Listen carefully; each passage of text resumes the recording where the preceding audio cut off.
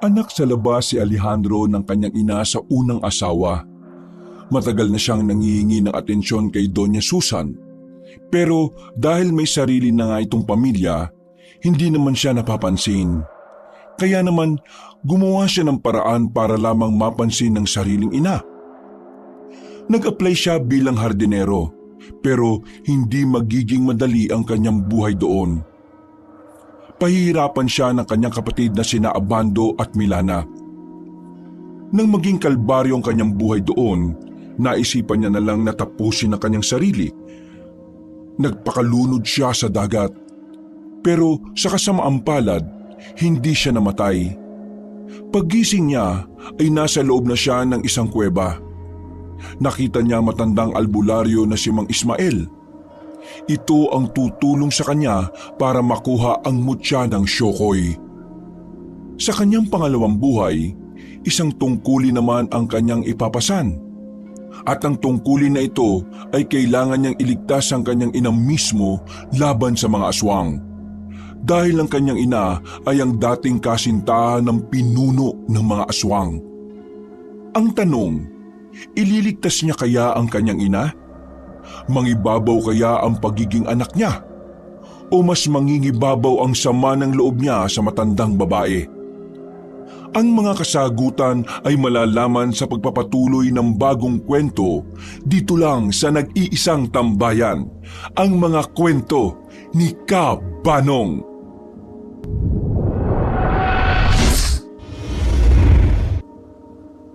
Maghapon na nagtrabaho ang binata sa pier. Ito na ang kanyang naging hanap buhay mula nang namayapa ang kanyang lolo. Wala siyang magagawa kundi ang magbanat ng buto. Wala rin naman kasi siyang ibang maaasahan. Wala kasi siyang maituturing na kamag-anak. Lahat kasi ng kamag-anak niya, puro masasama ang ugali. Ayaw siyang tulungan dahil lang sa kanyang ina. Masama kasi ang loob ng mga kamag-anak niya sa nanay niya. Nasa masarap na buhay na kasi ang matandang si Susan. Pero kahit na kailan, hindi man lang ito nagpaambo ng yaman sa mga kakilala o kahit kamag-anak man lang. Hiwalay ang mga magulang ni Alejandro. Ang kanyang ama ay nasa Maynila. Nakakulong sa kasong pagdadala ng droga habang ang kanyang ina naman ay nakapag-asawa na noon pang nasa elementarya pa lamang siya. Ngayon ay may sarili na itong pamilya. Isang pamilya na may tuturing talaga nitong tahanan. Ang lalaking bagong kinakasama ng kanyang ina ay ito ang pinakasalan bago rin na mayapa. Ikaw naman kasi, mayaman naman kasi ang mama mo. Bakit ayaw mong lapitan? Ano ko, aso? Nangangamuhan? Para kang tanga. Hindi ka naman mangangamuhan. Pre, nanay mo yun. Lalapit ka sa kanya hindi para manghingi lang ng pera.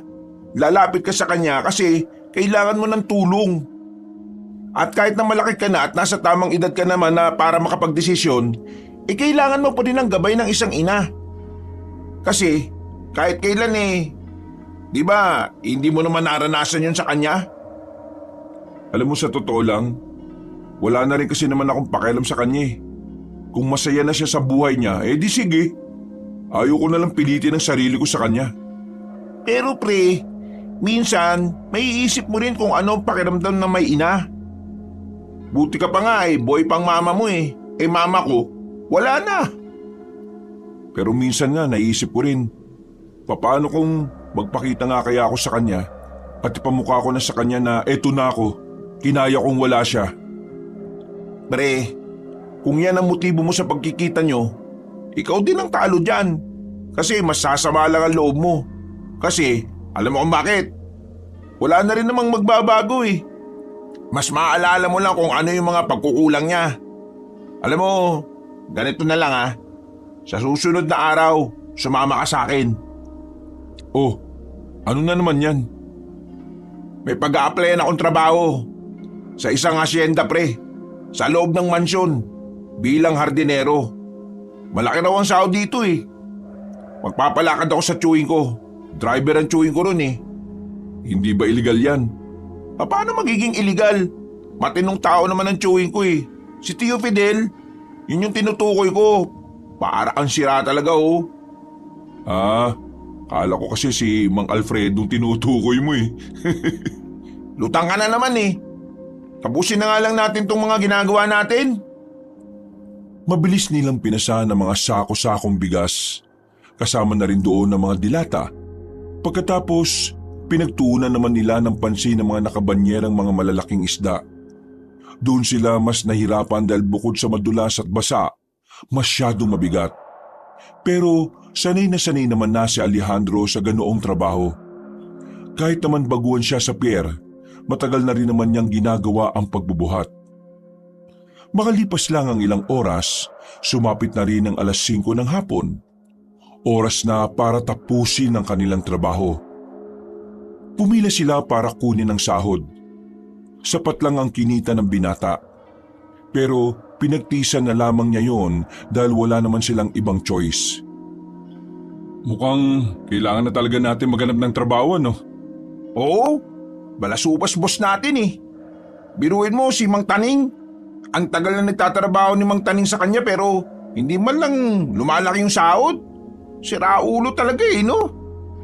Bakit ba kasi pinapayagang magnegosyo ang di naman Pilipino rito sa atin? Eh wala tayong magagawa. Sila may pera eh. Oh, ayan na yung tricycle. Tara, sakay na tayo. Agad na pinaran ni Ruiz ang tricycle. Ilang minuto lang naman ang biyahe nila mula sa pier. Pagdating nila sa kanilang baryo, nauna nang bumaba si Alejandro sa tapat ng kanilang bahay. Kumuway na lamang si Alejandro sa kanyang kaibigan. Napahinga siya ng malalim nang mapatingin sa bahay nila. Sumilay ang pilit ng ngiti sa kanyang muka. Hindi niya kasi inakala na darating ang araw na kakailanganin niyang masanay na mag-isa. Bigla tuloy niyang naalala ang masasayang alaala nila ng kanyang lolo Berting. Pagpasok niya sa loob, larawan agad na matandang lalaki ang bumungad pagbukas ng ilaw. Nilapitan niya yun at kinausap. Lo, 1 buwan ka palang wala rito pero pakiramdam ko, sobrang tagal na. Lo, tulungan mo naman ako magdesisyon no. Kailangan ko kasi ng pera eh. Maliit lang naman ang kinikita ko sa pier. Magparamdam ka nga kung ayos lang ba sa'yo na lumapit ako kay mama? Bigla na lamang nagpantay sindi ang ilaw. Mga 5 segundo lang ay bumalik na rin yon sa dati. Grabe ka naman magparamdam, Lo. Oo na, susubukan ko na siyang lapitan. Pero bukas, kailangan ko na munang sumama kay Ruiz. May susubukan kaming applyan na trabaho eh.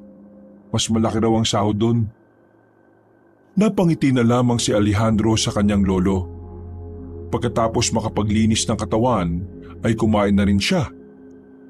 Bandang 9:00 ng gabi ay natulog na rin ang binata. Kinabukasan, maagang umalis ng bahay ang binata. 8:00 pa lang ay pinuntahan niya ang kaibigan na si Ruiz. Sakto naman na nakabihis na ang binata noong mga sandaling yon. Oh, bakit ganyan suot mo? Mag-a-apply tayo ng trabaho ah. Hindi tayo pupunta sa bangasan ng muka. Mukha kang basagulero eh. Yang sabi ni Tio, dapat daw maangas ang forma natin. Mga halaman lang ang aasikasuhin natin sa asyenda. Kailangan mo bang angasan yung halaman? Lalaban ba yun? Magpalit ka nga. Baka hindi tayo matanggap sa ginagawa mo eh.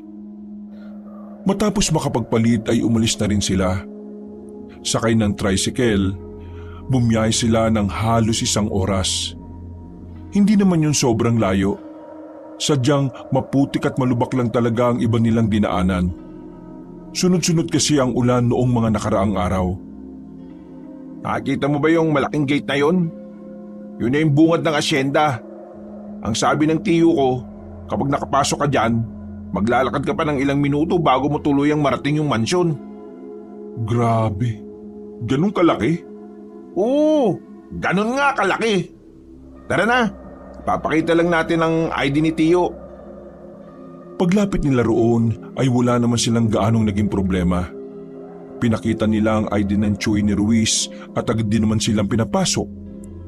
Nang makarating na sila ng mansyon, isang babaeng maganda ang sumalubong sa kanila. Ito ang kumausap sa kanila tungkol sa mga dapat at hindi dapat. Agad namang nilang natandaan ang mga sinabi ng babae. Makalipas lang ang ilang minuto, tuluyan na nga silang natanggap. Dinala sila ng babae sa mga area na dapat nilang asikasuhin araw-araw. Bukod sa loob ng mansyon, sila rin ang mag-aalaga ng mga halaman sa labas. Habang papalabas na ng mansyon, nakita nilang may tumigil na mamahaling sasakyan sa tapat. Lumabas mula roon ang isang matandang babae. Suot pa lang nito, malalaman ng ito ang donya na tinutukoy ng kumausap sa kanila. Pero kahit na anong alahas at mamahaling damit pa ang isuot nito, hinding-hindi magbabagong itsura nito para kay Alejandro. Kilalang kilala niya ito kahit sa paraan pa lang ng pagtitig nito. Dumaloy ang kaba sa kalooban ng binata. Hindi niya inaasahan na ang mansyon na kanyang pagsisilbihan ay ang mansyon na tinitirhan ng kanyang ina. Sa madaling sabi, ang donya na si Susan ang magiging amo nila. Sa isip-isip niya, literal na mangangamuhan nga siya sa kanyang ina. Natulala sandali si Alejandro, pero hindi niya mapaliwanag na kahit papaano meron siyang nararamdamang saya. Nang papalapit na ang donya sa harapan nila, nagkatinginan sila nito. Napangiti si Alejandro. Magpapakilala na sana siya pero umiwas ng tingin ng kanyang ina. Sa hindi malamang dahilan, tila kinurot ang kanyang puso. Nawala ang ngiti sa mukha ni Alejandro. Nawala ang saya na unti-unti na sanang nabubuo. Nilagpasan na lang siya ni Doña Susan. Agad na yung pumasok ng mansyon. Habang siya nananatili pa ring nakatayo sa gilid. Natulala at parang hindi alam ang sasabihin. Pre, ayos ka lang ba? Anong problema? Ha? Oo. Ayos lang ako. Ang mabuti pa, ililibre na lang kita ng mainit na lugaw dun sa bayan. Tara na! Umalis na rin sila sa asyenda. Habang nasa luguan pa sila, napansin ni Ruiz na tahimik pa rin si Alejandro. Nakatingin lang ito sa malayo at mabagal na kumakain. Ni hindi pa nga nito nakakalahati ang kinakaing lugaw. Pre, lugaw lang yan ha. Hindi yan lechong baboy para tumagal kang ubusin yan. Uy, ano ba kasi problema mo? Kanina pa kita napapansin na parang wala ka na naman sa sarili mo eh. Kasi pre, yung boss natin, siya yung nanay ko. Munti ka nang mabugan ni Ruiz ang iniinom nitong tubig nang marinig ang sinabing yun ni Alejandro. Ano? Sigurado ka ba sa sinasabi mo? Oo pre, siya ang nanay ko, si Susan. Donya na pala siya ngayon. Gagi pre, hindi ko naman alam. Wala akong ideya na nanay mo pala yung magiging amo natin eh. Ayos lang yun. Wala ka namang kasalanan eh. Isa pa, gusto ko na rin naman siyang makausap. Nagbago na pala ang isip mo ha? Oo. Ang kaso nga lang, hindi naman niya ako pinansin kanina eh. Baka naman kasi hindi ka niya nakilala kaagad. Di ba, elementary ka pa lang nung iwan ka na niya? Huling pagkikita namin nung 17 ako. Imposibleng hindi niya ako makilala. Hindi niya talaga ako pinansin. Di, kausapin mo na lang. Baka naman pagod lang. Pero, eto, seryosong tanong ha. Tutuloy ka pa ba? Oo naman. Bakit naman hindi? Mas maganda ngang siya yung boss natin eh. At least, kilala ko na ugali niya. At may pagkakataon na akong makausap siya.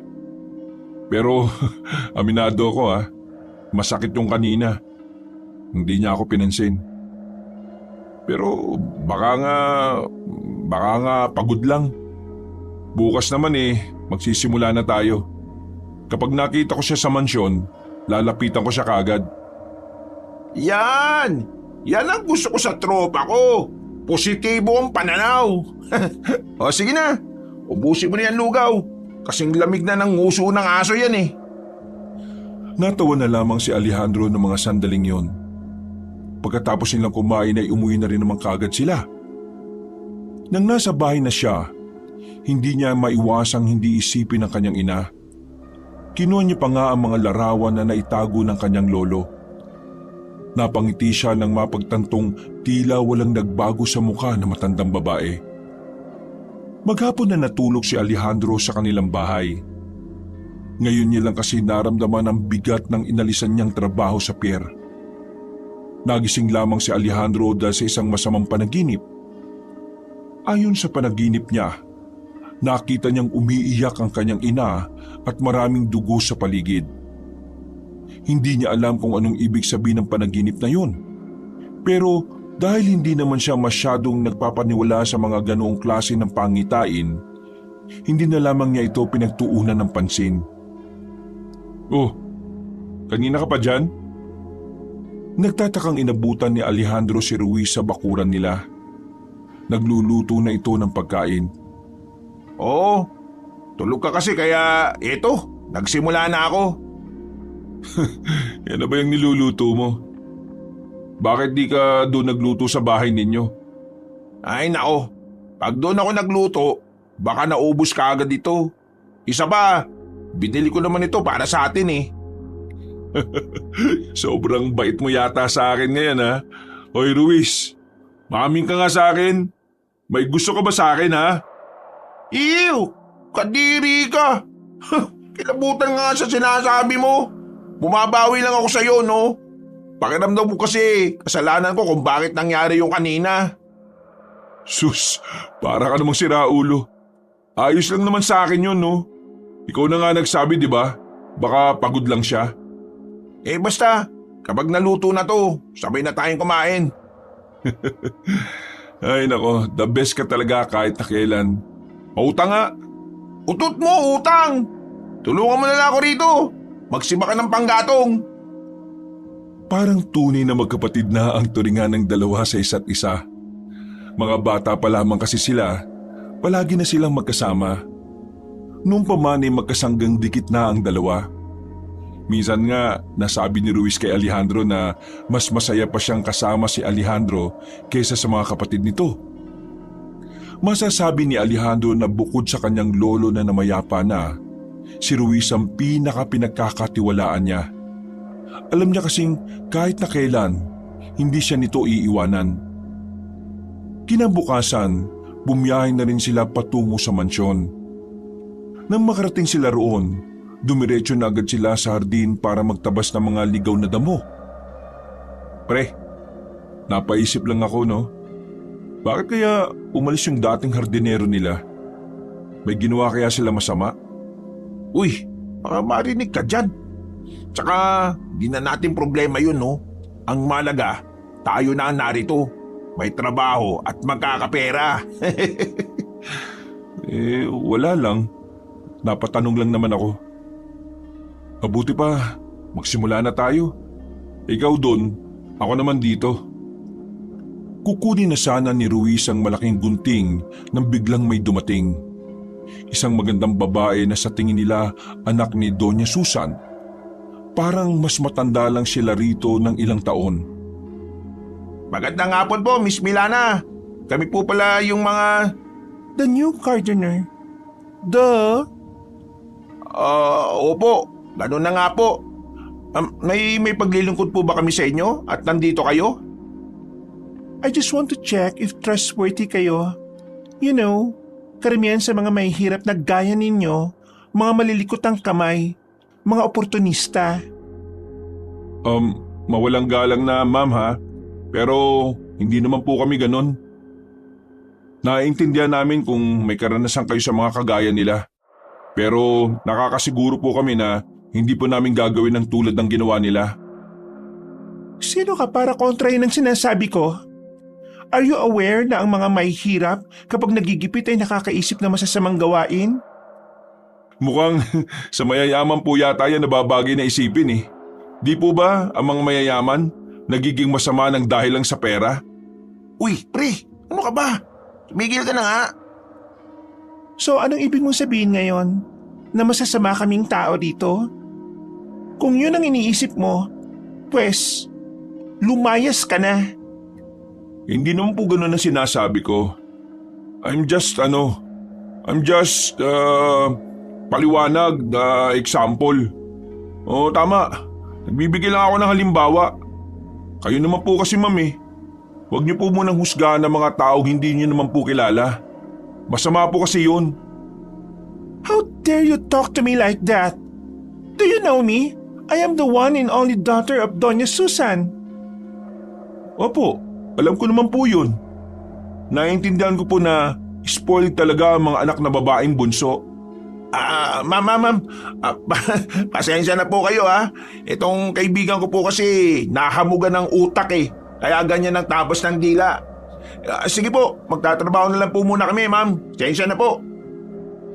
Sa susunod, subukan niyo lang pong magpakatao sa mga tao niyo ha. Masarap po sa pakiramdam yun. I will remember your ugly face. Humanda ka sa akin. Padabog na umalis ang babaeng yon. Para itong bata na binabagsak-bagsak pa ang paa sa sahig. Agad namang kinausap ni Ruiz si Alejandro. Uy, pre naman. Anak ng boss natin yun eh. Parang boss na rin natin yun kaya dapat hindi mo siya ganun kausapin. Ano ka ba naman?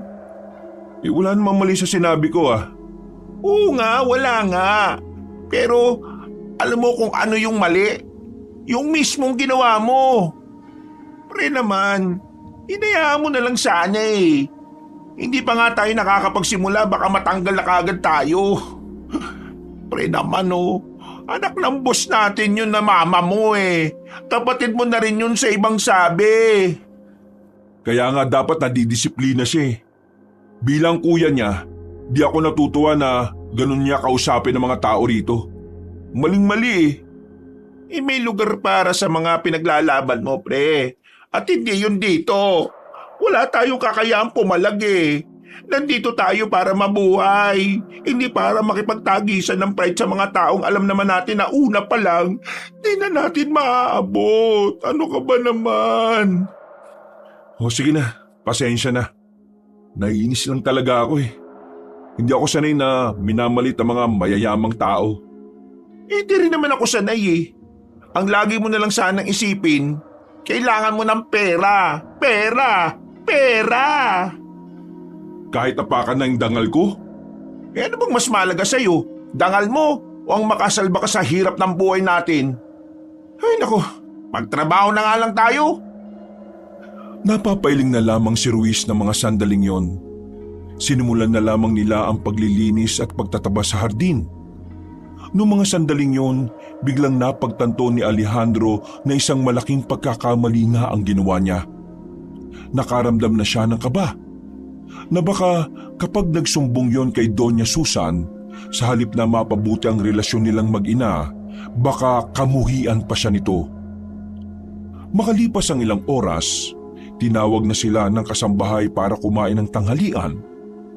Pagpasok nila sa isang silid kung saan naroon ang mga pagkain, narinig nilang laman ng usapan ng mga kasambahay ay ang aswang. Napapailing na lamang si Alejandro noon dahil hindi naman talaga siya naniniwalang may ganoong nilalang. Pero kasalungat siya ni Ruiz ng paniniwala. Para kay Ruiz, ang mga aswang ay nananatili pa rin kasamang namuhay ng mga tao. Hindi lamang yun napapansin dahil nagpapanggap din bilang tao ang mga aswang. Ay nako, puro aswang ang usapan, kaya mukha na silang aswang eh. Dinapik ni Ruiz sa balikat ang binatang si Alejandro para sawayin. Medyo malakas kasi ang pagkakasabi nito kaya baka marinig sila. Noong mga sandaling yon, bumalik na lamang sila sa hardin.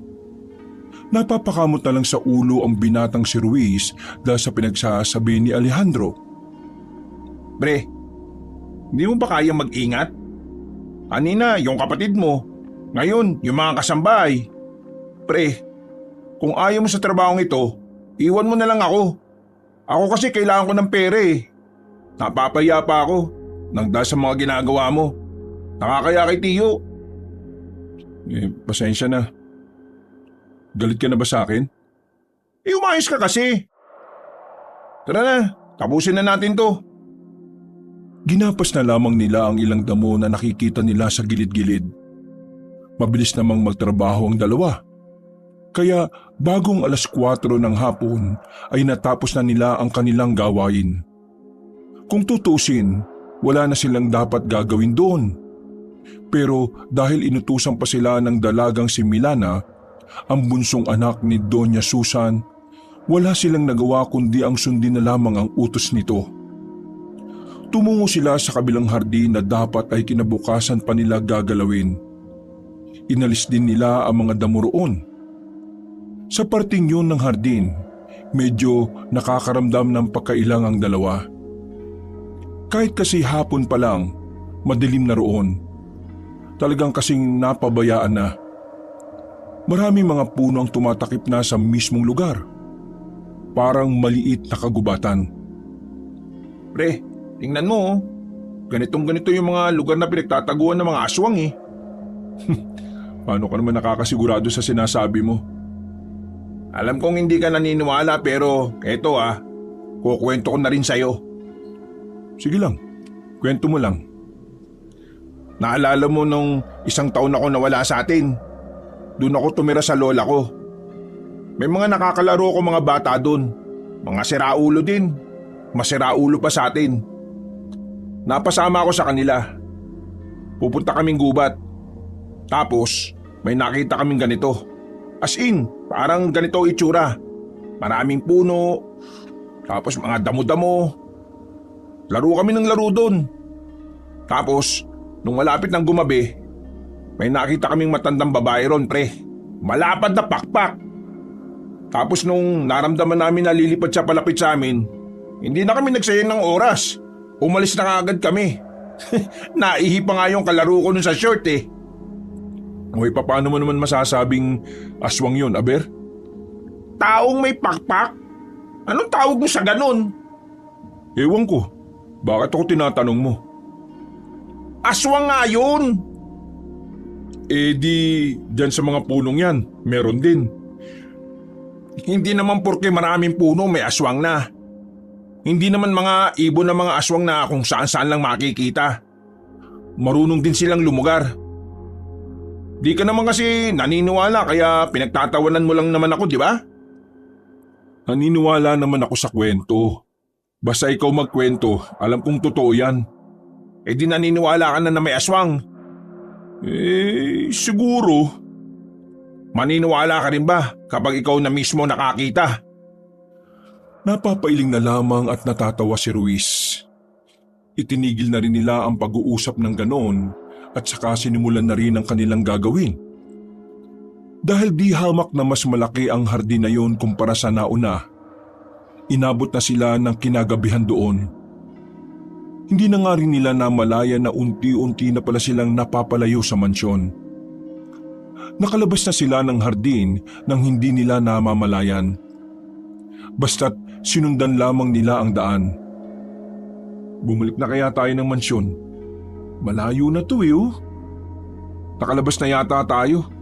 Di na yata to parte ng asyende. Di ka ba napapaisip kung saan tayo dadalhin ng daan na ito? Napapaisip. Pero ano namang mapapala natin sa daan na yan? Iniwan natin ang trabaho natin. Baka mamaya magalit yung babaeng yun. Tumigil sa paglalakad si Ruiz at tinapatan ng ilaw ang mukha ni Alejandro. Natatawa pa itong magsalita. Natatakot ka no? Bakit? Iniisip mo bang may aswang dito? Pinagsasabi mo. Walang ganun. Ang akin lang, gusto kong bumalik sa mansyon para makapag-out na tayo. Anong oras na mag-alas 8 na. Kalma ka lang. Kapag nakita na natin yung dulo ng daan na to, saka tayo babalik. Ako, bahala ka nga dyan. Basta ako babalik na. Uy! Huwag mo nga akong iwan dito! Uy! Hindi na hinintay pa ni Alejandro na pigilan siya ng kanyang kaibigan. Dali-dali na siyang naglakad pabalik. Nang makalayo-layo na siya sa kaibigan, bigla na lamang niyang naramdaman na tila merong gumagalaw sa bandang gilid.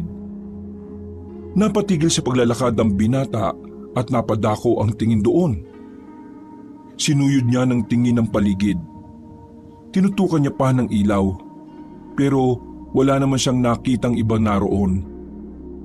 Napalunok ng laway si Alejandro.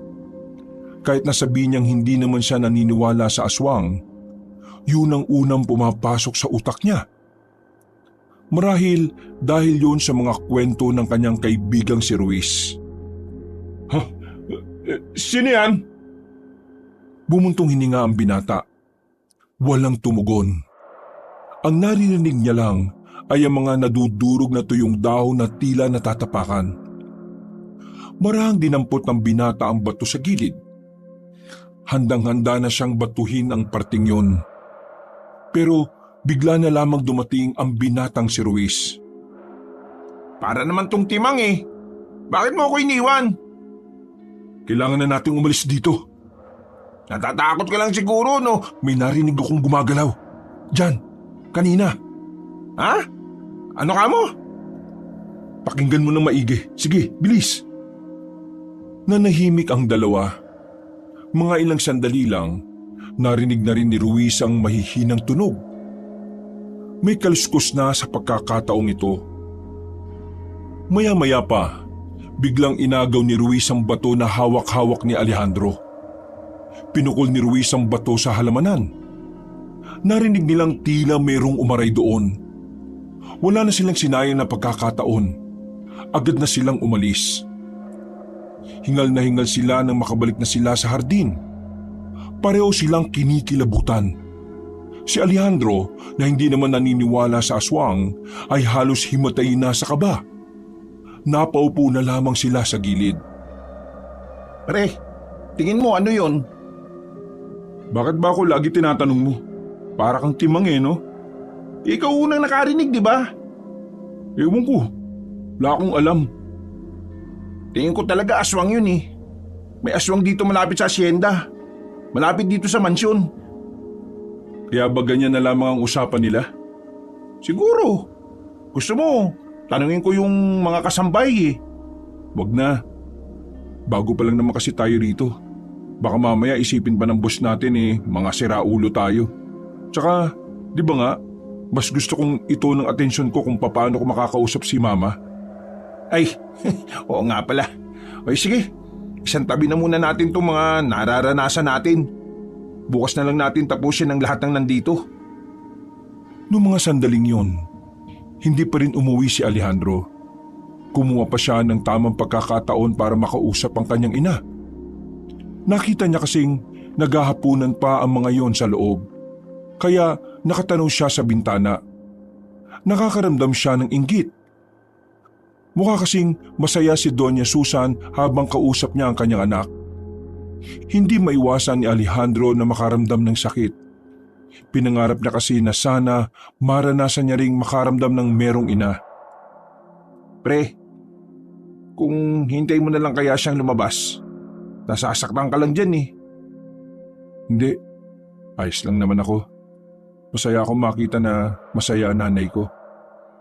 Sigurado ka ba? Oo, ayos lang ako. O sige, hintay na lang kita sa labas ha. Tinapik na lamang siya ni Ruiz sa balikat. Isang pilit ng ngiti naman ang naisukli niya sa kaibigan. Naghintay pa siya ng halos 5 minuto roon. Mga ilang sandali lang, nakita na rin niyang palabas na ng mansyon si Doña Susan. Hindi na siya nagdalawang isip pa. Nilapitan niya agad ito at saka nagsalita. Ma, napatingin sa kanya ang Donya. Naniningkit ang mga mata nito. Tila ba kinikilala ang kanyang muka. Ma, ako po ito, si Alejandro. Anak niyo po. Apo po ng papa niyong si Berting.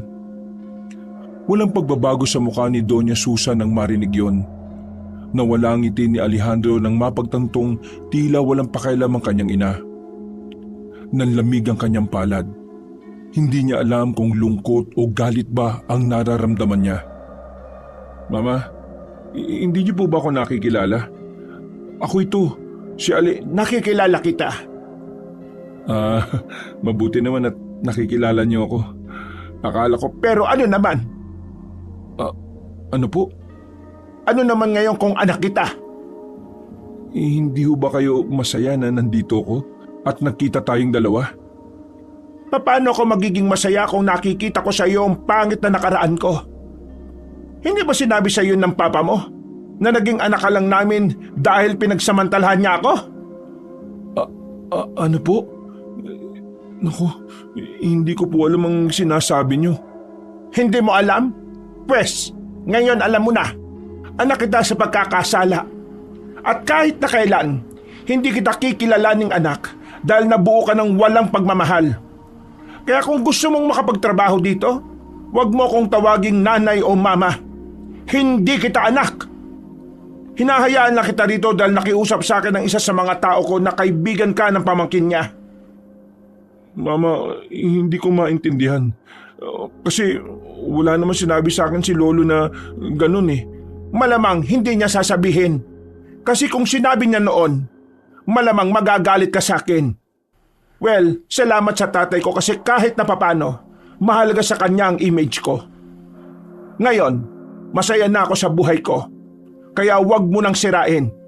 Wag mo na akong kausapin kasi kapag nakikita kita, naalala ko lang yung gabing bangungot ng buhay ko dahil sa tatay mo.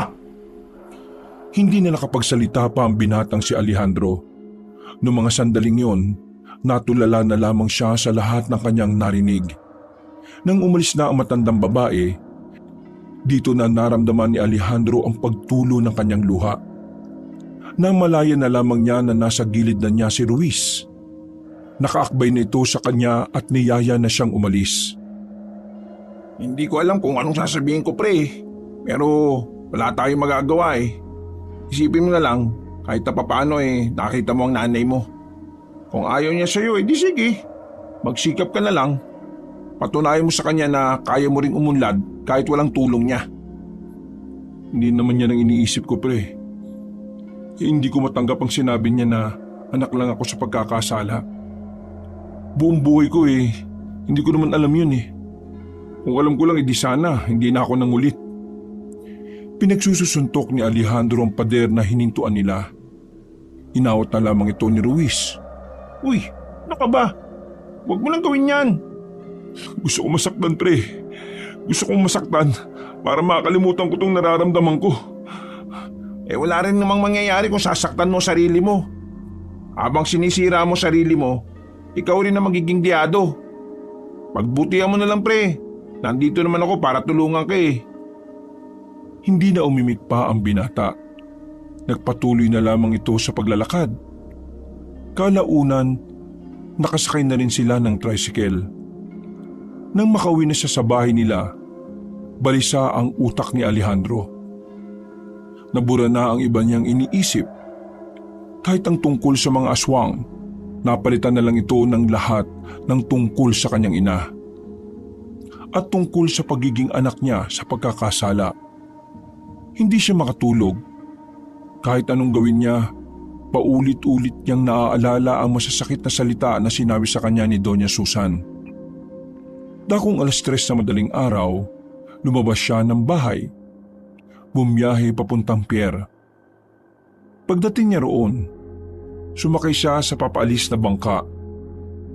Naisip na lamang niyang tapusin na ang kanyang buhay. Yun na lang kasi ang nakikita niyang paraan para mawala na ang lahat ng sakit na kanyang nararamdaman. Nang nasa kalagitnaan na sila ng dagat, nagulat ang mga kasama niya sa bangka nang bigla siyang tumalon sa tubig. Sinubukan siyang iligtas ng mga bangkero, pero mabilis siyang lumubog sa ilalim. Ang buong akala ni Alejandro nung oras na yon ay patay na siya. Magaan kasi ang pakiramdam niya, pero nang idilat niya ang kanyang mga mata, mukha ng isang matandang lalaki ang bumungad sa kanya. Nasa loob siya ng isang kuweba na may katubigan. Teka, nasan ako? Hindi ito mukhang langit ah. Hindi naman talaga ito langit. Nandito ka sa kuweba sa ilalim ng dagat. Anong sinabi mo? Nasa kuweba ako? Sa ilalim ng dagat? Paano naman mangyayari yun? Tumalong ka sa tubig. Hinigop patungo rito. Ikaw ngayon ay nasa tirahan ng isang haring Shokoy. Niloloko mo ba ako? Sabihin mo nga sa akin ng totoo. Nasaan ba talaga ako? Anong klaseng lugar to at anong ginagawa ko dito? Paborito? Anong paborito? Sabi ko, anong ginagawa ko rito? Prito. Hindi uso ang prito rito. Ay sus! Bingi ka ba? Sabi ko, anong ginagawa ko rito? Anong ginagawa mo rito? Nandito ka para humarap sa Haring Shokoy. Siya ang tutulong sa'yo para sa iyong tungkulin. Anong tungkulin? Ang tungkulin na iligtas ang sangkatauhan. Pambihirang buhay naman talaga to. Oh. Gusto ko na nga mamatay eh. Bibigyan mo pa ako ng gagawin? Pwede ba? Tigilan mo ako sa Shokoy na yan. Aswang nga, di ako makapaniwala eh. Shokoy pa kaya? Kailangan mong maliwala. Dahil kung hindi, mapapahamak ang mama mo. Huwag mo nga mabanggit-banggit yun. Wala ngang pakialam sa akin yun eh. Kaya wala rin akong pakialam sa kanya. Ang mama mo ang susi para sa kasamaan ng mga aswang. Kung hindi mo siya poprotektahan, magtatagumpay ang mga aswang. Ay naku, tama na nga. Uwi na ako. Saan ba daan? 500. Mangungutang ka ba? Ay, Diyos ko naman. Ang hirap mo naman kausap. Hindi mo kailangang makiusap kasi wala akong 500. Ang sabi ko, ituro mo sa akin ang daan paalis. Daan paalis. Sa kasamaang palad, hindi ka makakaalis hanggat hindi mo nakakaharap ang Haring Shokoy. Manong, hindi kita kilala ha. Wala tayong ugnayan sa isa't isa. Kaya huwag kang magdidikta. Alis na ako. Kung sino man yung sinasabi mo, sabihin mo matulog na siya. Mag-uumaga na yata eh. Tatawid na sana si Alejandro sa kabilang bato, pero bigla na lamang lumakas ang tubig. Hinampas siya kaya bumalik lang din siya sa tabi ni Mang Ismael. Hindi ka paalisin ng tubig hanggat hindi ka humaharap sa hari nila. Halika, mama ka sa akin. Kung hindi ka sasama, hahampasin ka ulit ng tubig. Nahihiwagaan na si Alejandro ng mga sandaling yon. Kaya naman sumunod na lamang siya kaysa naman may mangyari pang masama sa kanya. Alam niyo po bang pwede ko kayong sabihan na kinidnap niyo ako? Ikaw ang tumalon sa dagat at napunta ka rito. Kaya ikaw mismo ang kumidnap sa sarili mo. Ho? Nanahimik na si Alejandro nang tumigil sila sa isang malaking butas. Mula roon ay naglakad ang isang lalaking maraming palikpik sa katawan. Kulay berde ang katawan at namumula mga mata. Teka nga, seryoso ba to? Ang nakikita mo ngayon ay totoo. Walang hindi seryoso sa mga sandaling ito. Oh, nagsasalita siya? Anong sinabi niya? Hindi ko maintindihan. Ang sabi niya, kailangan mong makipagtulungan. Kailangan mo makuha ang itim na kabibi sa iyong ina. Teka. Nagugulan talaga ako eh. Sige. Totoo ng Shokoy. Totoo aswang. Pero ano ba talaga nangyayari? Gustong kunin ng mga aswang sa iyong ina ang itim na kabibi. Ang kabibing yon ay pagmamayari ng ninuno nitong Shokoy na ito. May kakayahan ng kabibi na buhayin ang kaluluwa ng mga namatay ng mga elemento. Gustong kunin ng mga aswang para buhayin ang mga malalakas nilang kalahi. Paano naman napunta yung kay mama? Ang dating asawa ng mama mo ay nagbubungkal ng mga yamang dagat. Ang itim na kabibi ang isa sa mga nanakaw nila. Kailangan mong maibalik yun dito dahil kung hindi, magagamit yon ng mga aswang. At maaaring mapahamak pa ang mama mo at pati na rin ang mas maraming tao. Tutulungan ka niya para matapatan mo ang mga aswang. Bibigyan ka niya ng isang mutya. Mutya? Ano yun? Ang mutya ay may kapangyarihang taglay. Ipinagkakaloob ito sa mga taong may bukal na kalooban. Ano na naman ang sinabi niya? Bubuka-buka na naman ang bibig. Ang sabi niya, pinakamalakas na mutya ng Shokoy ang ibibigay niya sa iyo. Paano kung ayaw kong tanggapin? Gusto ko na lang sana mamatay eh. Bibigyan niyo pa ako ng responsibilidad. Nasa sa iyo naman kung tatanggapin mo. Pero isipin mo na lang kung sakaling umatake ang mga aswang at maraming inosyenteng tao ang namatay. Tapos ikaw na may pwedeng gawin pero mas piniling manahimik na lang. Talagang nangongonsensya ka pa ha? Lumapit si Mang Ismael sa Shokoy. Merong inilabas ang nilalang sa bibig nito. Isang bagay na hugis pangil. Ayon sa matandang Ismael, ang bagay na yon ay ang buto mismo sa lalamunan ng Shokoy. Yun daw ay isang mutya. Mga ilang sandali lang, bigla na lamang nawala ng malay ang Haring Shokoy. Oh, anong ginawa mo? Ano nangyari sa kanya? Normal na mawalan siya ng malay. Nabawasan ang lakas niya sa kanyang katawan at kaluluwa. Tulungan mo na lang akong ihiga siya ng maayos. Binuhat nila ang Shokoy. Pagkatapos, iniwan na muna nila yon. Binigay sa kanya ni Mang Ismael ang hawak-hawak na buto. Lagyan mo ng tali at ilagay mo sa bewang mo yan. Sino ka ba talaga? Bakit nandito ka sa sinasabi mong ilalim ng dagat? Isa akong albularya. Mag-iisang taon na rin akong nandito. Tinutulungan ko ang hari ng mga Shokoy para hanapin ang karapat-dapat. Buti na nga lang at naisipan mong tumalon. Paano ka nakapasok sa ganitong lugar? Ay, sekreto ko na yon. May sikreto ka pang nalalaman. Ay nako. Alejandro nga pala pangalan ko. Ismael naman ang sakin at isa kong albularyo. Ang kasabi mo lang. Anong kulang?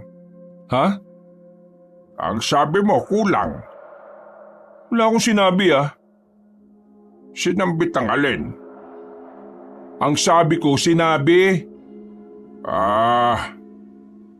Ang bihira. Bingi pa to. Oo, may pagkabingi kasi ako. Ha? Hindi mo ako naririnig pero yung bulong ko narinig mo? Ay, pambihira talaga oh. Napapailing na lamang si Alejandro noong mga sandaling yon. Kahit na hindi naman talaga siya personal na kilala ang matanda, pakiramdam niya ay parang matagal niya na itong kasama. Magaan kasi ang pakiramdam niya. Nagagawa na nga rin niyang makapagbiro.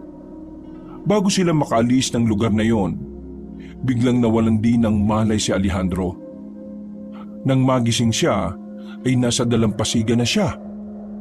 Basang-basa ang katawan at puro buhangin ang muka. Agad siyang nagilamos at nakita niya si Mang Ismael sa gilid niya. Teka, paano ba tayo nakaalis dun? Hindi mo na kailangang malaman. Ang mahalaga ngayon, kailangan mo nang magsanay kinabukasan. 2 araw ang nakalipas. Sinubsob ni Alejandro ang kanyang sarili sa pagsasanay kasama ang albularyong si Ismael. Hindi niya rin talaga maintindihan ang kanyang sarili. Parang madali na lang din niyang tinanggap ang tungkulin na yon. Pero nasisiguro niyang hindi ang kanyang ina ang dahilan, kundi gusto niya lang ding makatulong para makaiwas sa gulo. Pagod na pagod ang binata habang nagpapahinga sa gilid. Tagaktak ang kanyang pawis. Namamaga na rin ang kanyang kamay kakahawak sa mahabang itak na bigay sa kanya ni Mang Ismael. Saan kayo natuto ng ganito, Mang Ismael? Binata pa lang ako. Tinuruan na ako ng tatay ko.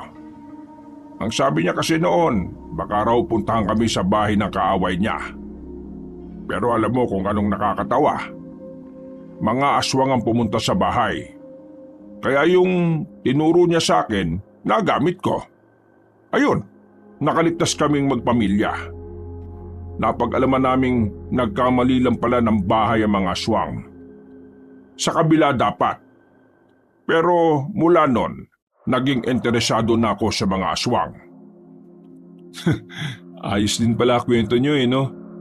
Ako kasi hindi naman talaga ako naniniwala sa aswang Pero nung makita ko yung Shokoy, naniwala na ako.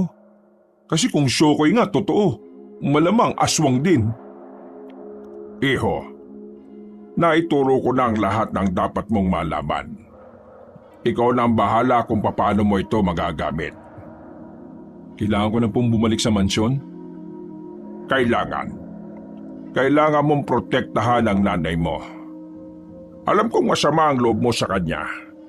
Pero sa oras na makuha siya ng mga aswang, siguradong makukuha na rin niya ang itim na kabibe. Kailangang ikaw ang makauna sa itim na kabibe na yon. Tumango-tango na lamang si Alejandro. Pagkatapos ng kanilang pag-uusap, naisipan na rin niyang umuwi. Naalala niya kasi bigla ang kanyang kaibigan. Malakas ang hinala niya na nag-aalala na rin yun sa kanya. Kaya naman, nang makabalik na siya sa kanilang baryo, ang una niyang pinuntahan ay si Ruiz. Sakto naman na kararating lang din ni Ruiz sa bahay nito. Kitang-kita ang pagiging malungkot at pagiging dismayado ng binata. Pre, agad na napalingon si Ruiz sa kanya. Parang nagliwanag ang mukha nito nang makitang buhay siya. Mabilis itong lumapit sa kanya at niyakap siya na maigpit. Linti ka, akala ko wala ka na Nabalitaan ko kasi sa mga bangkero nung nakaraan na may isang lalaking tumalon sa dagat. Akala ko ikaw yun. Isa ka ba nagpunta? Ang totoo niyan, ako talaga yun pre. Ha? Tumalon ako sa dagat. Pero hindi ka maniniwala sa sasabihin ko kung bakit buhay pa rin ako. Sige nga, kwento mo na. Sinimulan ni Alejandro ang kanyang kwento. Agad namang naniwala ang kanyang kaibigan. Namamangha pa nga itong nakikinig. Kitang-kita sa mata niya na parabang proud na proud pa si Ruiz sa kanya. Ibig sabihin, magiging tagapagligtas ka na? Paano yan? Di ba sabi mo, kailangan mong protektahan si Doña Susan? Ayos ka lang ba dun? Wala naman ako magagawa Kailangan ko raw gawin yun para hindi lumala ang sitwasyon. Isa pa, ang dapat kong gawin, bantayan ng mga aswang na maaaring lumapit sa magaling kong ina. Naisip ko lang Di kaya yung nararamdaman natin nung pabalik na tayo ng garden aswang na yun?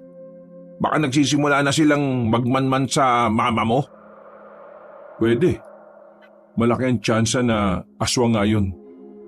Kaya pagbalik ko doon, yun agad ang uunahin kong tingnan. Teka, tanggal na ba ako sa trabaho?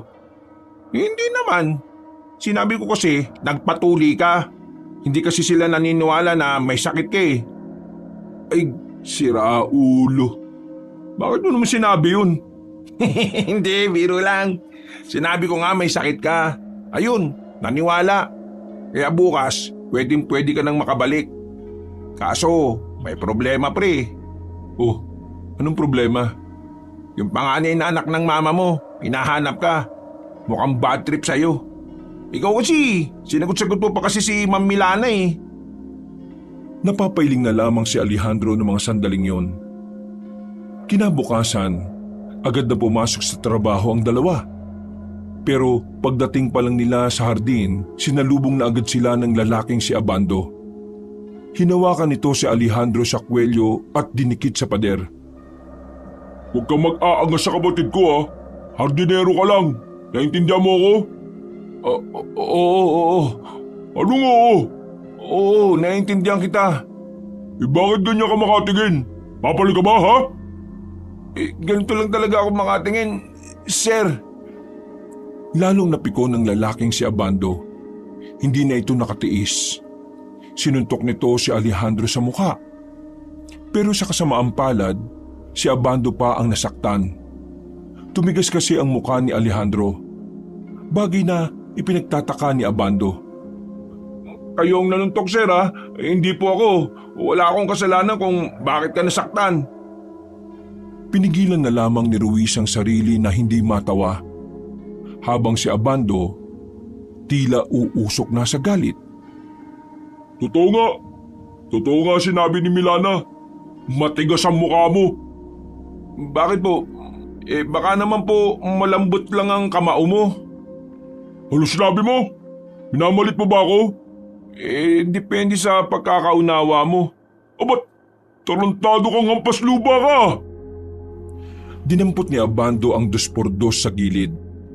Pinalo nito si Alejandro pero sinalaglang ito ng binata gamit ang braso nito. Nabali ang 2x2. Mas lalo namang ikinagulat yon ni Abando. Para kasing wala lang ding nangyari kay Alejandro. Maging si Ruiz sa gilid ay namamangha na rin. Anong klaseng tao ka? Tao ka ba, ha? Hindi. Tao ako, no? Sanay lang akong masaktan, kaya wala sa akin yung mga ganyan-ganyan. Hindi ako gaya ng ibang anak mayaman na kaunting puwing lang nagpapa-ospital na kaagad. Umalis ka na nga rito. Magtatrabaho na kami. Saka mo na lang ako lapitan kapag may ibubuga ka na. Ba't ang angas mo ha? Anong tingin mo sa sarili mo? Ampas lupa ka lang ha? Wala akong pakialam kung anong antas ko sa buhay. Basta narito ako para protektahan si Doña Susan. In your dreams! Tinulak ni Abando si Alejandro. Malakas ang pagkakatulak kaya napasandal si Alejandro sa halamanan. Padabog namang umalis si Abando at saka agad na lumapit si Ruiz sa binata. Uy, angas ng mukha mo pre ah. Ang tigas ah.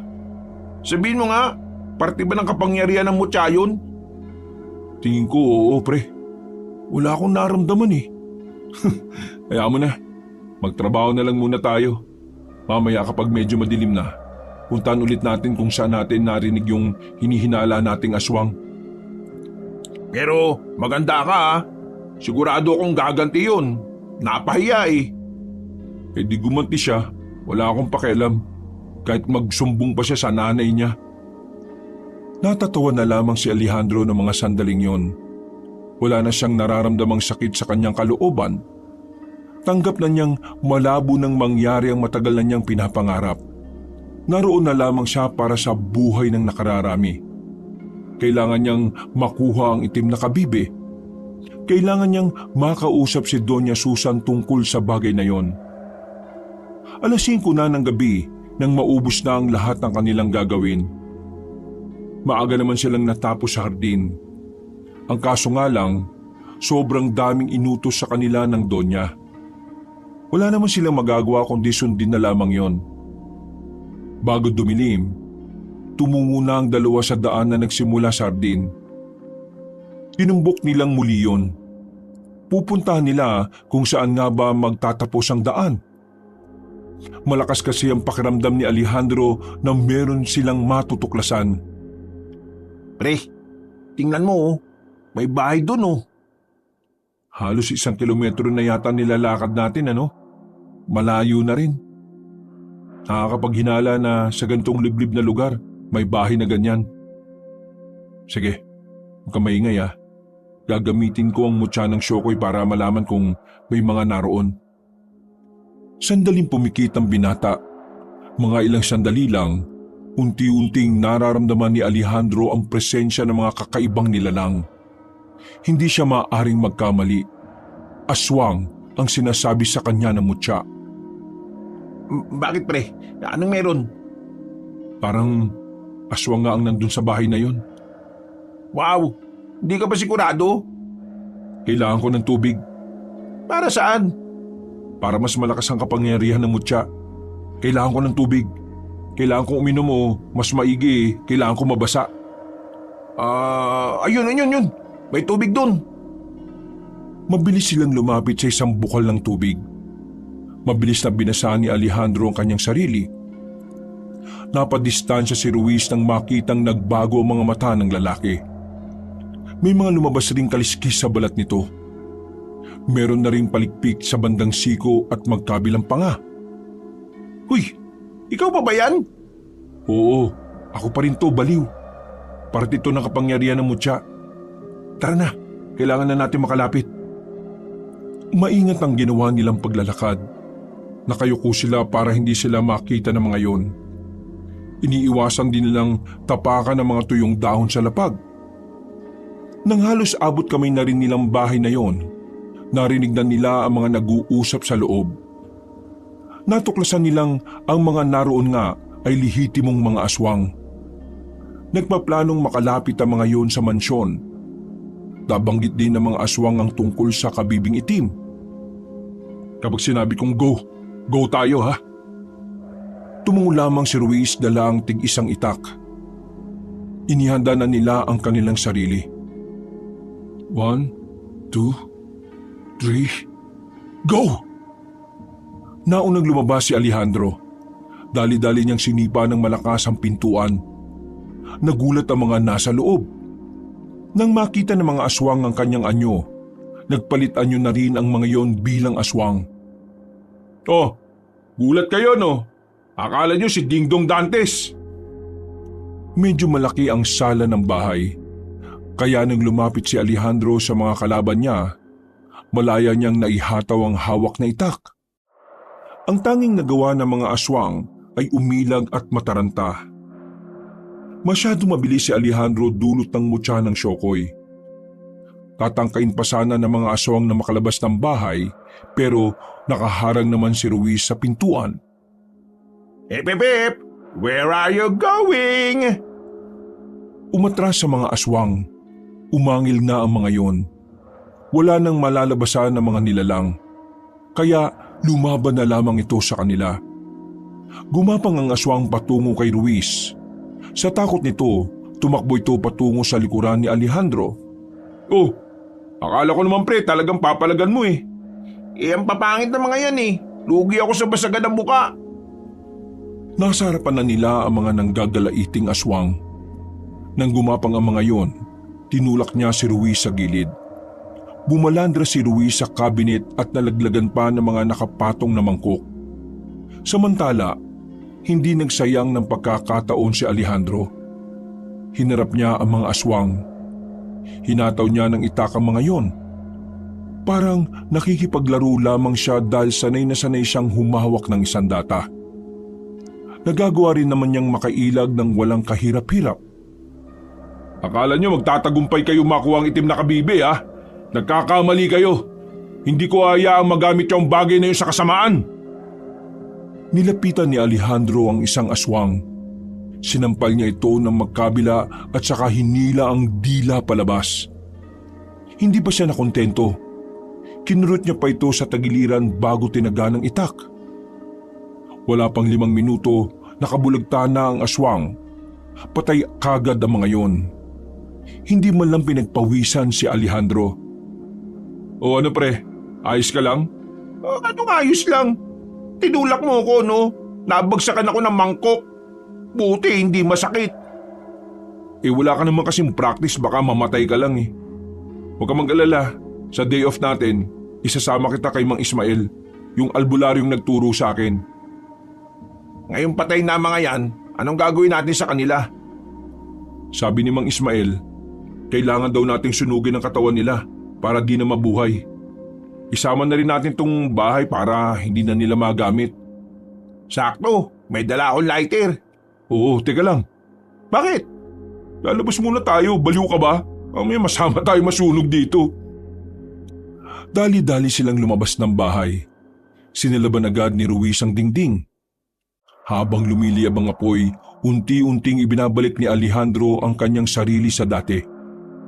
Tara, umalis na tayo rito bago pa may makakita sa atin. Hindi na nila hinintay pang matapos ang sunog na yon. Nilisan na rin nila ang lugar at agad na nagtungo sa hardin. Palis na sana sila ng mansyon nang makitang may dumating na bisita ang matandang babae. Kasama ni Doña Susa ng isang matandang lalaki. Base sa suot ng matandang lalaki, mukha rin itong mayaman. Naintriga si Alejandro. Hindi niya kasi alam kung bakit bigla na lang siyang nakaramdam ng pagkabahala. Pinagmasdan niya ng maigi ang matandang lalaki.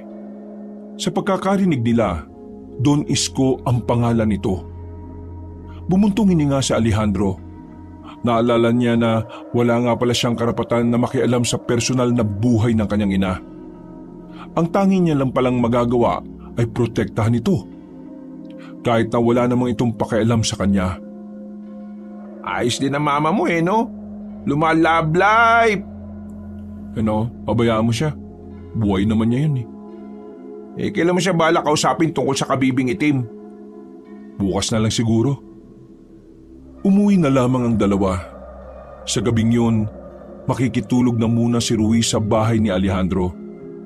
Kaya naman, masaya kahit papaano si Alejandro dahil sa wakas meron na rin siyang makakasama sa bahay.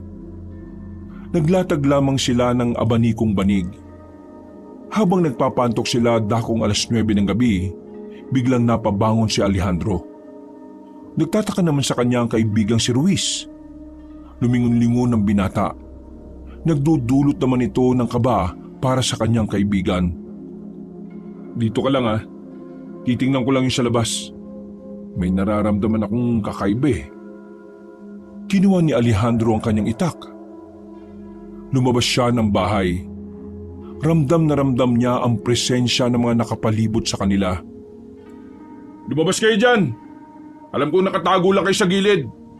Harapin niyo ako! Huwag kayong duwag! Wala siyang narinig na tugon mula sa mga yon. Pero maya-maya lang, bigla na lamang lumabas sa mga aswang. Pero hindi nakaanyong aswang. Nakatingin lang sa kanya. May kung anong binubulong na hindi niya maintindihan. Saka lamang napagtanto ni Alejandro kung ano yon. Nang makaramdam na siya ng pagkahilo, ginamitan siya ng itim na mahika ng mga aswang. Mabuti na lamang, biglang dumating ang matandang lalaki na si Ismael. Nagpulasan ng mga aswang dahil doon. Natigil ang ginagawa ng mga aswang kay Alejandro. Hingal na hingal ang binata. Pinagpawisan siya ng malamig dahil doon. Mang Ismael? Ikaw pala. Maraming salamat Buti na lang dumating ka. Akala ko mamamatay na ako May ginawa ka ba kaya nila ikaw nasundan dito? May napas lang kaming aswang sa gubat kaninang hapon. Buong akala ko, napas lang ko na silang lahat. Pero mukhang may nakatakas pala at nakapagsumbong. Sa susunod mag-iingat ka. May mga aswang na kaya kang gamitan ng itim na mahika. Yun ang kahinaan ng mga mutya. Pero paano ko lalabanan ng ganong taktika? Malalabanan mo ang itim na mahika kung matindi ang konsentrasyon mo. Ay nako, buti na lang talaga nahanap ko rin ang bahay mo. Kanina pa kita hinahanap Bakit to? May sasabihin ka bang mahalaga? Ang pinunong Shokoy, patay na. Pumasok na lamang sila sa loob ng bahay para pag-usapan ang bagay na yon habang humihigop ng kape. Lumutang ang hari ng Shokoy. May kinailangan siyang gawin sa lupa. Hindi niya alam. Inaabangan lang pala siya ng mga aswang. Ayun, dinali. Mang Ismael, may epekto ba ito sa mutya? Wala naman. Ang ikinababahala ko lang sa pagkamatay ng Haring Shokoy, baka pati ang mga nasa dalampasigan guluhin ng mga aswang. Ngayong wala na ang hari, takot na ang mga nasasakupan. Kaya wala nang poprotekta sa mga tao sa dalampasigan. Kailangan ba nila ako ron? Hindi. Ituon mo ang atensyon mo sa pagprotekta sa Donya. Ako na ang bahala sa dalampasigan. Kaya lang ako naparito para sabihin din sa iyo na hindi kita matutulungan sa misyon mo. Kailangan ako ng dagat. Kailangan ko magbantay doon dahil baka atakin sila ng mga aswang. Teka nga. Sino ba itong isang ito? Ako po. Ako nga pala si Ruiz. Langis. Ruiz po, Ruiz. Kaibigan ko po si Alejandro. Ano? Kaibigan ng Inidoro? Pre, bigi ba ito? Pagpasensya mo na. Minsan may sabit ang pandinig niyan Kung sino ka man, kailangan dapat ay matuto ka rin lumaban. Alejandro, tulungan mo itong silang isa. Kailangan mo ng kanang kamay dito sa misyon mong ito. Ngayon alam na ng mga aswang na merong kokontra sa kanila. Sigurado akong pag-aanda ang kanila. Maging mapagmasid ka rin sa lahat ng taong lumalapit kay Doña Susan. Baka isa sa kanila ang kalaban na dapat mong pagandaan. Nagkatinginan ng magkaibigan.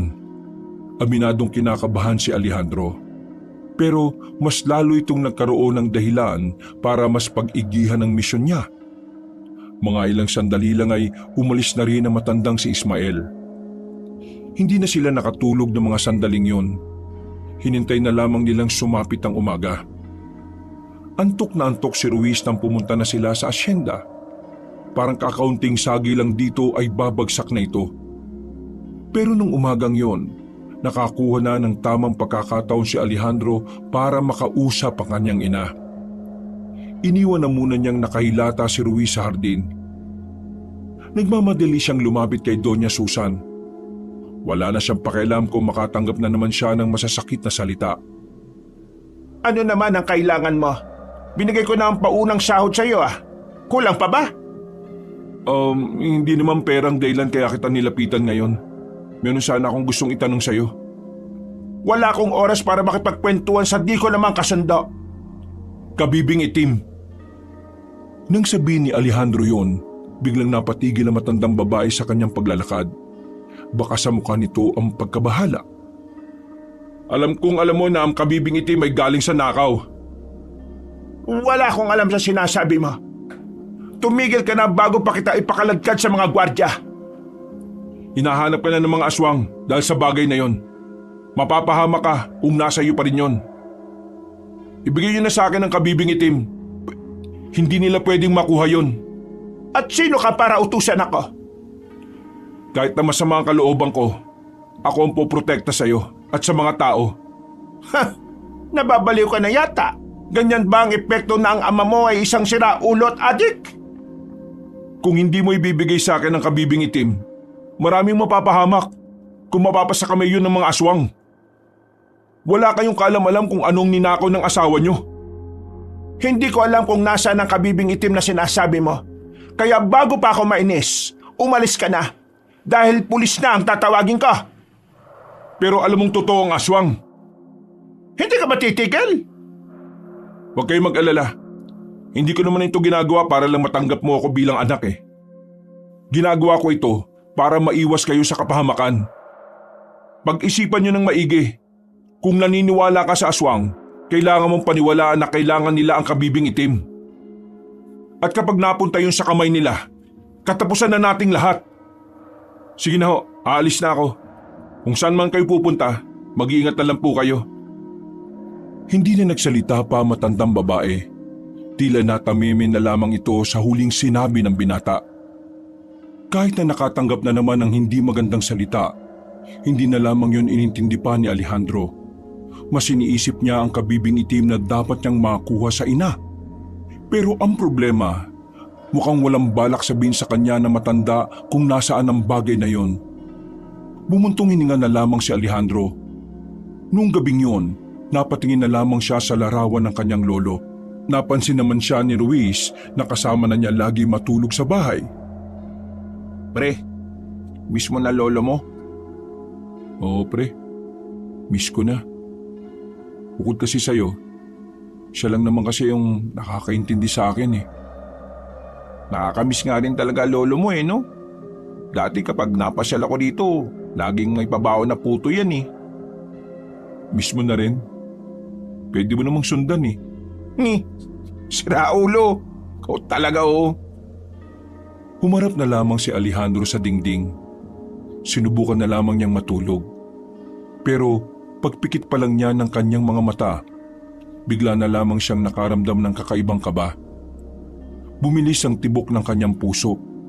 Pero sa mga pagkakataong yon, sigurado na talaga siyang may mangyayaring masama. Bumangon ang binata. Napabangon na rin si Ruiz dahil sa gulat. Uy, ano ka ba? Nakakagulat ka. Ano ba problema mo? Bigla na lang akong kinabahan Pakiramdam ko, may mangyayaring masama sa mansyon. Huminga ng malalim si Alejandro at saka tumayo na kaagad. Napagaya naman sa kanya ang binatang si Ruiz na napapakamot pa sa ulo.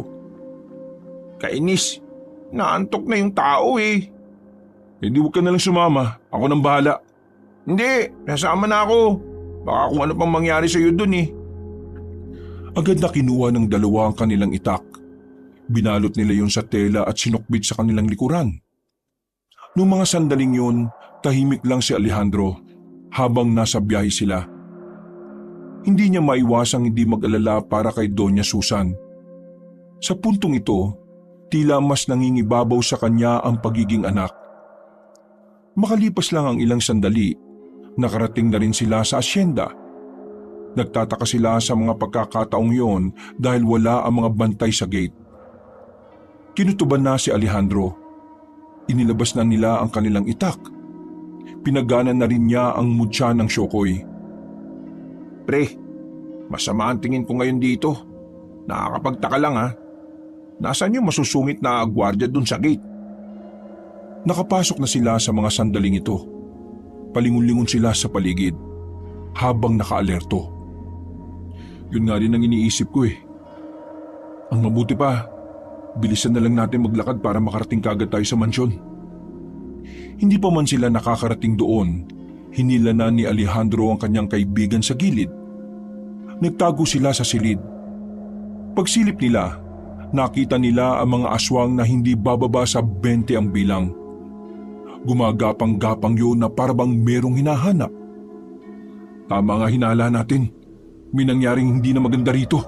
Hindi ba natin sila kayang labanan? Kayang-kaya naman natin sila. Kahit nga ako, kaya kong kahit wala ka eh. Pero hindi tayo pwedeng pumalag ngayon.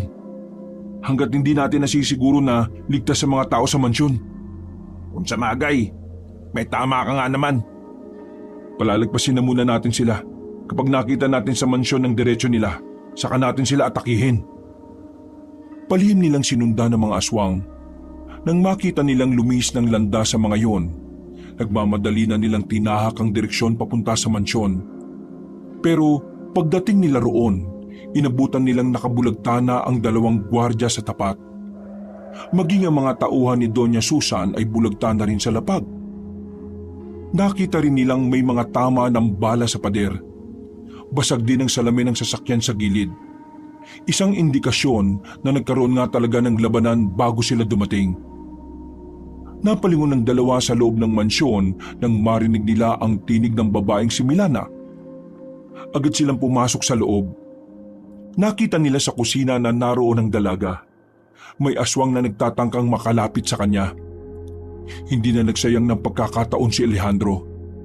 Agad niyang winasiwas ang kanyang itak. Umapak siya sa upuan at tumalon palapit doon. Pagharap ng aswang, tinaga niya agad yun sa leeg. Agad na bumalagta ang aswang at saka tuluyang pumanaw.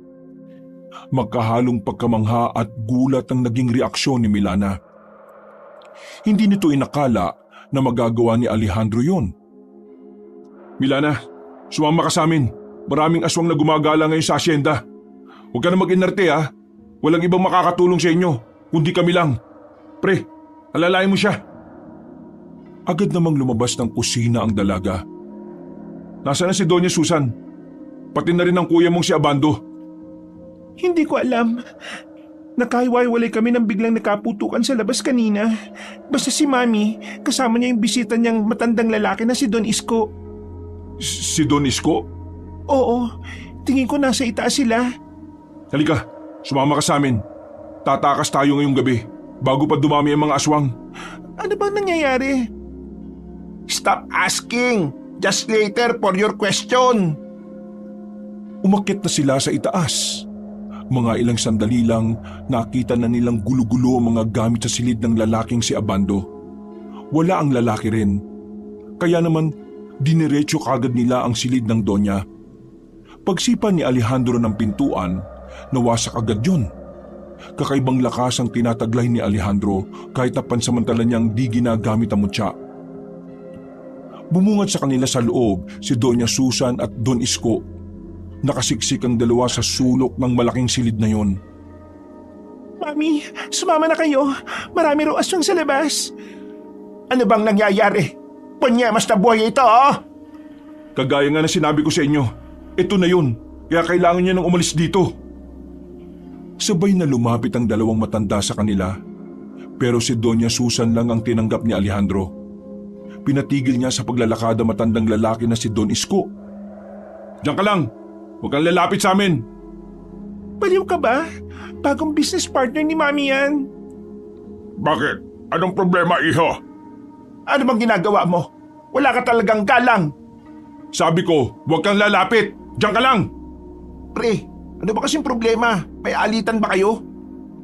Ang matandang yan ay isang aswang. Anong sinabi mo? Ako? Isang aswang? Iho, nahihibang ka yata. Isa lang akong negosya. Hindi! Hindi mo malilin lang ang taong may hawak na mutya. Namangha silang lahat nang makitang nagkaroon nga ng kaliskis sa katawan ng binata. Lumabas na rin ang palikpik nito sa iba't ibang parte ng katawan nito. Nag-iba na rin ang kulay ng mga mata. Ikaw yata ang aswang eh. Gamit ko ang mutya ng Shokoy. At itong nasa harapan natin, malakas ang pakiramdam ko na siya ang may pakana nitong lahat. Mabilis na nilapitan ni Alejandro matandang si Isko. Sinubukan niya itong tagain. Napasigaw na lamang ang mag-inang Susan at Milana nang makita nilang gumapang si Isko sa pader. Nagbago na rin ang anyo na matanda. Oh my God, Mommy! A real monster! Diyos ko, isa kang ang aswang! Kaya ka lang niya kinaibigan dahil may kailangan siya sa'yo. Alam kong alam mo na yun. Nilinlang mo ako, Isko! Ang kabibing itim lang palang pakay mo sa akin! Pasalamat ka na lang at may dumating na tao para sa'yo. Kung hindi, matagal ka na sanang patay dahil ang tagal mong ibigay ang kabibing itim. Kahit kailan talaga. Napakasigurista mo. Buti na lang at hindi ikaw nakatuluyan ko. Wait, Mom. Mami, ex mo na ba matandang aswang na yan? Oo, bago ang papa nyo, siya muna ang nakilala ko. Akala ko nung unay mahal niya ako. Balak niya lang pala akong balikan para makuha ang kabibing itim. Umasa ka bang babalikan kita? Manigas ka! Wala kang karapatan na makaramdam ng pagmamahal dahil mismo ang unang anak mo nga hindi mo kayang mahalin. Manahimik ka na! Wala na akong pakialam. Ang mahalaga sa akin, mailigtas sila. Bumaba ka dyan! Mukha kang gagamba sa sulok ng kisame. Labanan mo ako rito! Labanan? Isa ka pang hangal! Bakit kita lalabanan sa ganitong kasikip na lugar? Pasensya ka na pero hindi ako tanga! Gumapang palabas ng bintana ang matandang aswang. Hindi na nahabol pa ni Alejandro matandang aswang. Lumabas na lamang sila ng silid na yon at bumaba ng sala. Sakto naman na naabutan nilang nakapalibot na ang mga aswang kay Abando. Takot na takot ang lalaki. Ang tanging hawak lang nito ay kutsilyo na pangtinapay. Kahit na naging bastos sa kanya ang binatang si Abando, walang pagdadalawang isip si Alejandro na iniligtas yun. Mabilis siyang lumapit doon at kinalaban ng mga aswang. Mulat na mulat ang mga mata ni Abando nang makita niyang iba ang balat at kulay ng mga mata ni Alejandro. Hindi rin ito makapaniwala na parang nilalaro lang ni Alejandro ang mga aswang. Makalipas lang ang 2 minuto, napabagsak na niya agad ang mga aswang. Agad naman tumakbo si Abando palapit sa kanyang kapatid at ina. Kailangan natin ng sasakyan. Bigyan niyo kami ng susi. Si Ruiz na magmamaneho. Kung may alam kayong lugar na pwedeng puntahan pansamantala, mas maganda.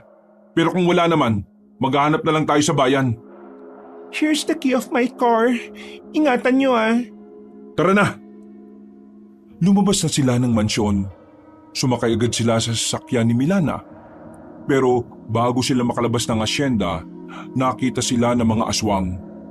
Hinabol sila ng mga yong pero mas binilisan lang ni Ruiz ang pagmamaneho. Hindi natin sila lalabanan. May kasama tayo ngayon. Kaligtasan nila ang prioridad natin. Masalamat kayo, marunong ako mag-drive. Kaya kapit maigpit ha, lilipad tayo. Sa bilis ng pagpapatakbo ni Ruiz, hindi na nakahabol pa ang mga aswang. Tuluyan na nilang naiwan ang mga yon. At dahil doon, Sa wakas ay nakahinga na rin sila ng maluwag. Nang makalayo-layo na rin sila, ay saka lang binagalan ni Ruiz ang pagpapatakbo. Tahimik lamang ang mag-iina sa likuran. Hindi rin naman nagsasalita si Alejandro. Hindi naman kasi niya alam ang kanyang sasabihin. Wala ba kayong lugar na pupuntahan? Meron kaming bahay malapit sa bayan. Sundin mo na lang ang sasabihin ko sa iyong daan. Makalipas lang ang halos kalahating oras, narating na rin nila ang isa pang bahay na mag-iina. Medyo nasa loob ang partiyo ng isang barangay. Walang katabing bahay. Tanging bahay lang ni Doña Susan ang naroon. Sigurado kayong inyo to? What do you think of us? Trespassers? Ito ang unang bahay na pinagawa ko noong mawala ang ama nila. Pero hindi rin namin nagamit dahil nasa mansyon ang lahat ng alaala ng kanilang ama. Malaki ang bahay, pero hindi gaya ng sa mansyon na halos nakakaligaw na sa loob. Tinanggal na muna nila ang mga nakabalot na tela sa mga sofa. Umupo sila roon at saka sumandal. Napabuntong hininga na lamang sila sa lahat ng mga nangyayari. Pero si Alejandro nakatayo lamang sa tapat ng bintana. Nakatingin sa labas. Habang nakatalikod dito sa kanila ay nagsimula itong magsalita. Hinahanap nilang itim na kabibe na ninako ng asawa mo sa dagat. Ang itim na kabibe na yon ay pinaniniwala ang makakabuhay ng kahit na sinong nilalang. Gustong makuha yun ng mga aswang para buhayin ang mga ninuno nila. Kung makukuha nila yon, mas lalong maghahasik ng lagim ang kampo ng kasamaan. Kaya ngayon, ibigay mo na lang sa akin ang itim na kabibe na yon at ibabalik natin kung saan yun nanggaling. Pero sinabi ko na sa iyo, hindi ko nga alam kung nasa ng itim na kabibi na sinasabi niya. Huli kong nakita yon 2 taon na nakalilipas. Huwag yun ang ipagkaila. Alam kong malaking pera ang halaga ng kabibi kapag naibenta. Pero mas mahalaga ang buhay na maraming tao. Kaya kung ako sa inyo, ibigay nyo na. Don't you understand? Hindi nga alam ni Mommy kung nasaan. Kung alam niya lang di sana, binigay na niya sa iyo to the end. Binigay niya na sa iyo to end this chaos. Kaya hindi ako naniniwala sa sinasabi niya eh. Kasi alam kong hindi niya ipagkakatiwala ang itim na kabibi sa isang anak na nabuo lang dahil sa kasalanan. Sa sinabing yun ni Alejandro, nakita niyang tila nagkaroon ng kahihiyan sa mukha ni Doña Susan. Pero huwag na natin pag-usapan ng mga personal na bagay. Ang gusto ko lang ay makipagkaisa kayo sa akin. Sigurado naman kasi ako na gusto niyo pang mabuhay eh. Pero hindi mangyayari yon hanggat hinahabol kayo ng aswang. Lalo ka na, Doña Susan. Ikaw ang punterian nila dahil iniisip nilang ikaw ang nakakaalam kung nasa ng itim na kabibe. Ibigay niyo ang kabibe sa akin. Kapag nasa akin na ang kabibe, ipapaalam ko sa kanila para ako na ang hahabulin nila. Tapos kayo, makakapamuhay na kayo ulit ng payapa. Kahit napatayin mo pa ako ngayon, wala akong alam kung nasaan ang kabibe. Hindi ako pumapatay ng nanay. Kahit na ano pang kasalanan niyo sa akin, hindi ko kayang gawin yon. Bakit ba kasi ayaw mong maniwala na wala akong alam? Ano bang hindi mo maintindihan? Kung hindi niyo kayang sabihin ngayon, sige, magpahinga na muna kayo. Magbabantay lang kami ni Ruiz sa labas. Pre, tara na nga. Lumabas na ng bahay ang magkaibigan. Halos 1 oras din silang nasa labas. Mga ilang sandali lang, narinig nilang may kausap si Milana sa cellphone. Nalaman nilang pinuntahan na pala ng mga pulis ang mansyon. Naisalba ang mga kasambahay na nakapagtago sa stockroom. Pero hindi naniniwala ang mga pulis na aswang ang dumali sa lahat ng bantay ng asyenda. They don't believe me, Mom. Bakit ayaw nilang maniwala na aswang ang gumawa ng lahat ng iyon? Napapailing na lamang sila habang naririnig ang tila nagmamaktol na si Milana. Pre, nga talaga ako sa'yo. Oh, bakit na naman? Eh sa kabila ng trato nila sa'yo, niligtas mo pa rin sila. Ang turo kasi sa akin ni Lolo, kahit na anong mangyari, huwag mong dadagdagan ng kasamaan ng isa pang kasamaan. Mahalin ang kaaway? Hindi ko naman sila kaaway eh, pero sila yung tipo ng mga tao na kahit na kailan, hindi magiging parte ng buhay ko. Ayaw mo ba sa kanila? sila ang may ayaw sa akin. Nagdaan pa ang ilang oras. Napansin nilang wala na silang naririnig na ingay sa loob. Akala nila'y nakatulog na ang lahat. Pero gising pa pala si Abando.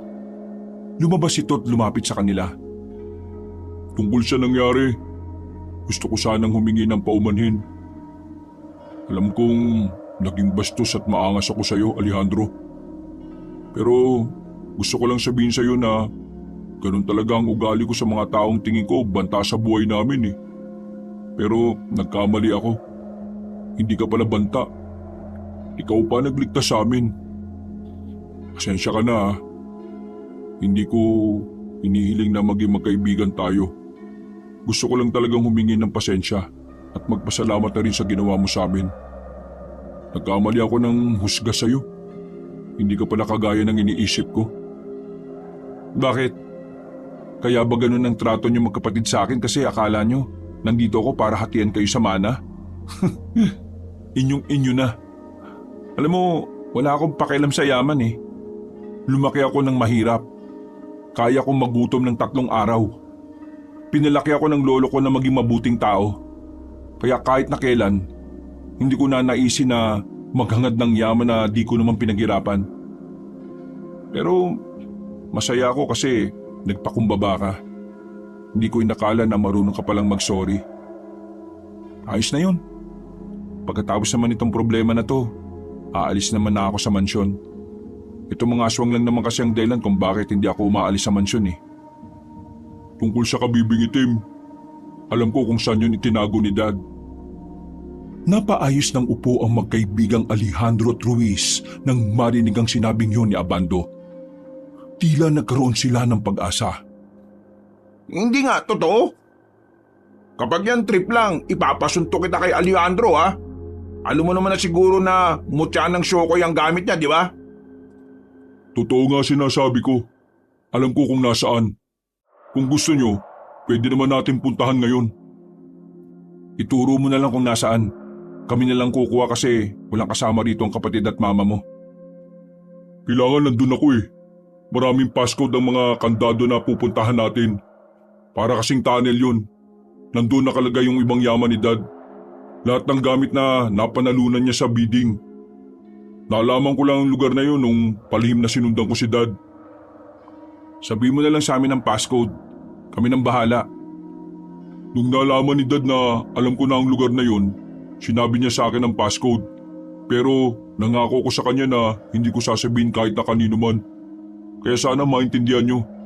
Ayaw kong sirain ang pangako ko sa tatay ko. Hindi mo ba naiintindihan na hindi pwedeng maiwan yung dalawa sa loob? E di sama na lang natin. Nasa panganib na nga ang buhay nyo. Yaman pa rin iniisip mo. Hindi naman kami magnanakaw eh. Hindi ko naman iniisip yun. Kailangan ko lang tuparin ang pangako ko sa kanya. Ito na lang ang magandang bagay na magagawa ko para sa kanya. Nung nabubuhay pa siya, wala akong ginawang tama para makatulong sa kanya eh. Kaya sana maintindihan niyo ko. Oo na, sige na. Hindi na namin hadlangan ang kagustuhan mong maging mabuting anak. Gisingin mo na sila. Aalis na kagad tayo. Dali-daling pumasok ang binatang si Abando. Napapailing na lamang si Ruiz. Dahil siya lang ang nakakalam ng passcode, ibig sabihin siya lang ang makikinabang ng yaman ng ama niya? Hindi. Tingin ko, sasabihin niya rin naman sa kapatid at mama niya yun. Sa atin lang siya walang tiwala. Nang magising na ang dalagang si Milana at ang donya na si Susan, sumakay na sila ulit ng sasakyan. Madaling araw na nang nasa biyahe sila. Medyo malayo-layo ang biyahe nila. Kaya 5:00 na nang marating nila ang sinasabi ni Abando na tunnel. Nasa gitna yun ng kagubatan. Hindi talaga yung basta-basta matatagpuan ng mga gaya nilang makaibigan na walang ideya sa lugar na yon. Hinawi ni Abando ang mga gumagapang na halaman na nakatakip na sa unang gate. Inilawan nila yun at nakita nila ang malaking kandado na naroon. Oo na, lalayo na kami. Di kami titingin dyan sa passcode mo. Bilisan mo lang ha. Mga ilang sandali lang, nabuksan na rin ni Abando ang isang gate. Kaunting lakad lang, meron na namang gate na may kandado.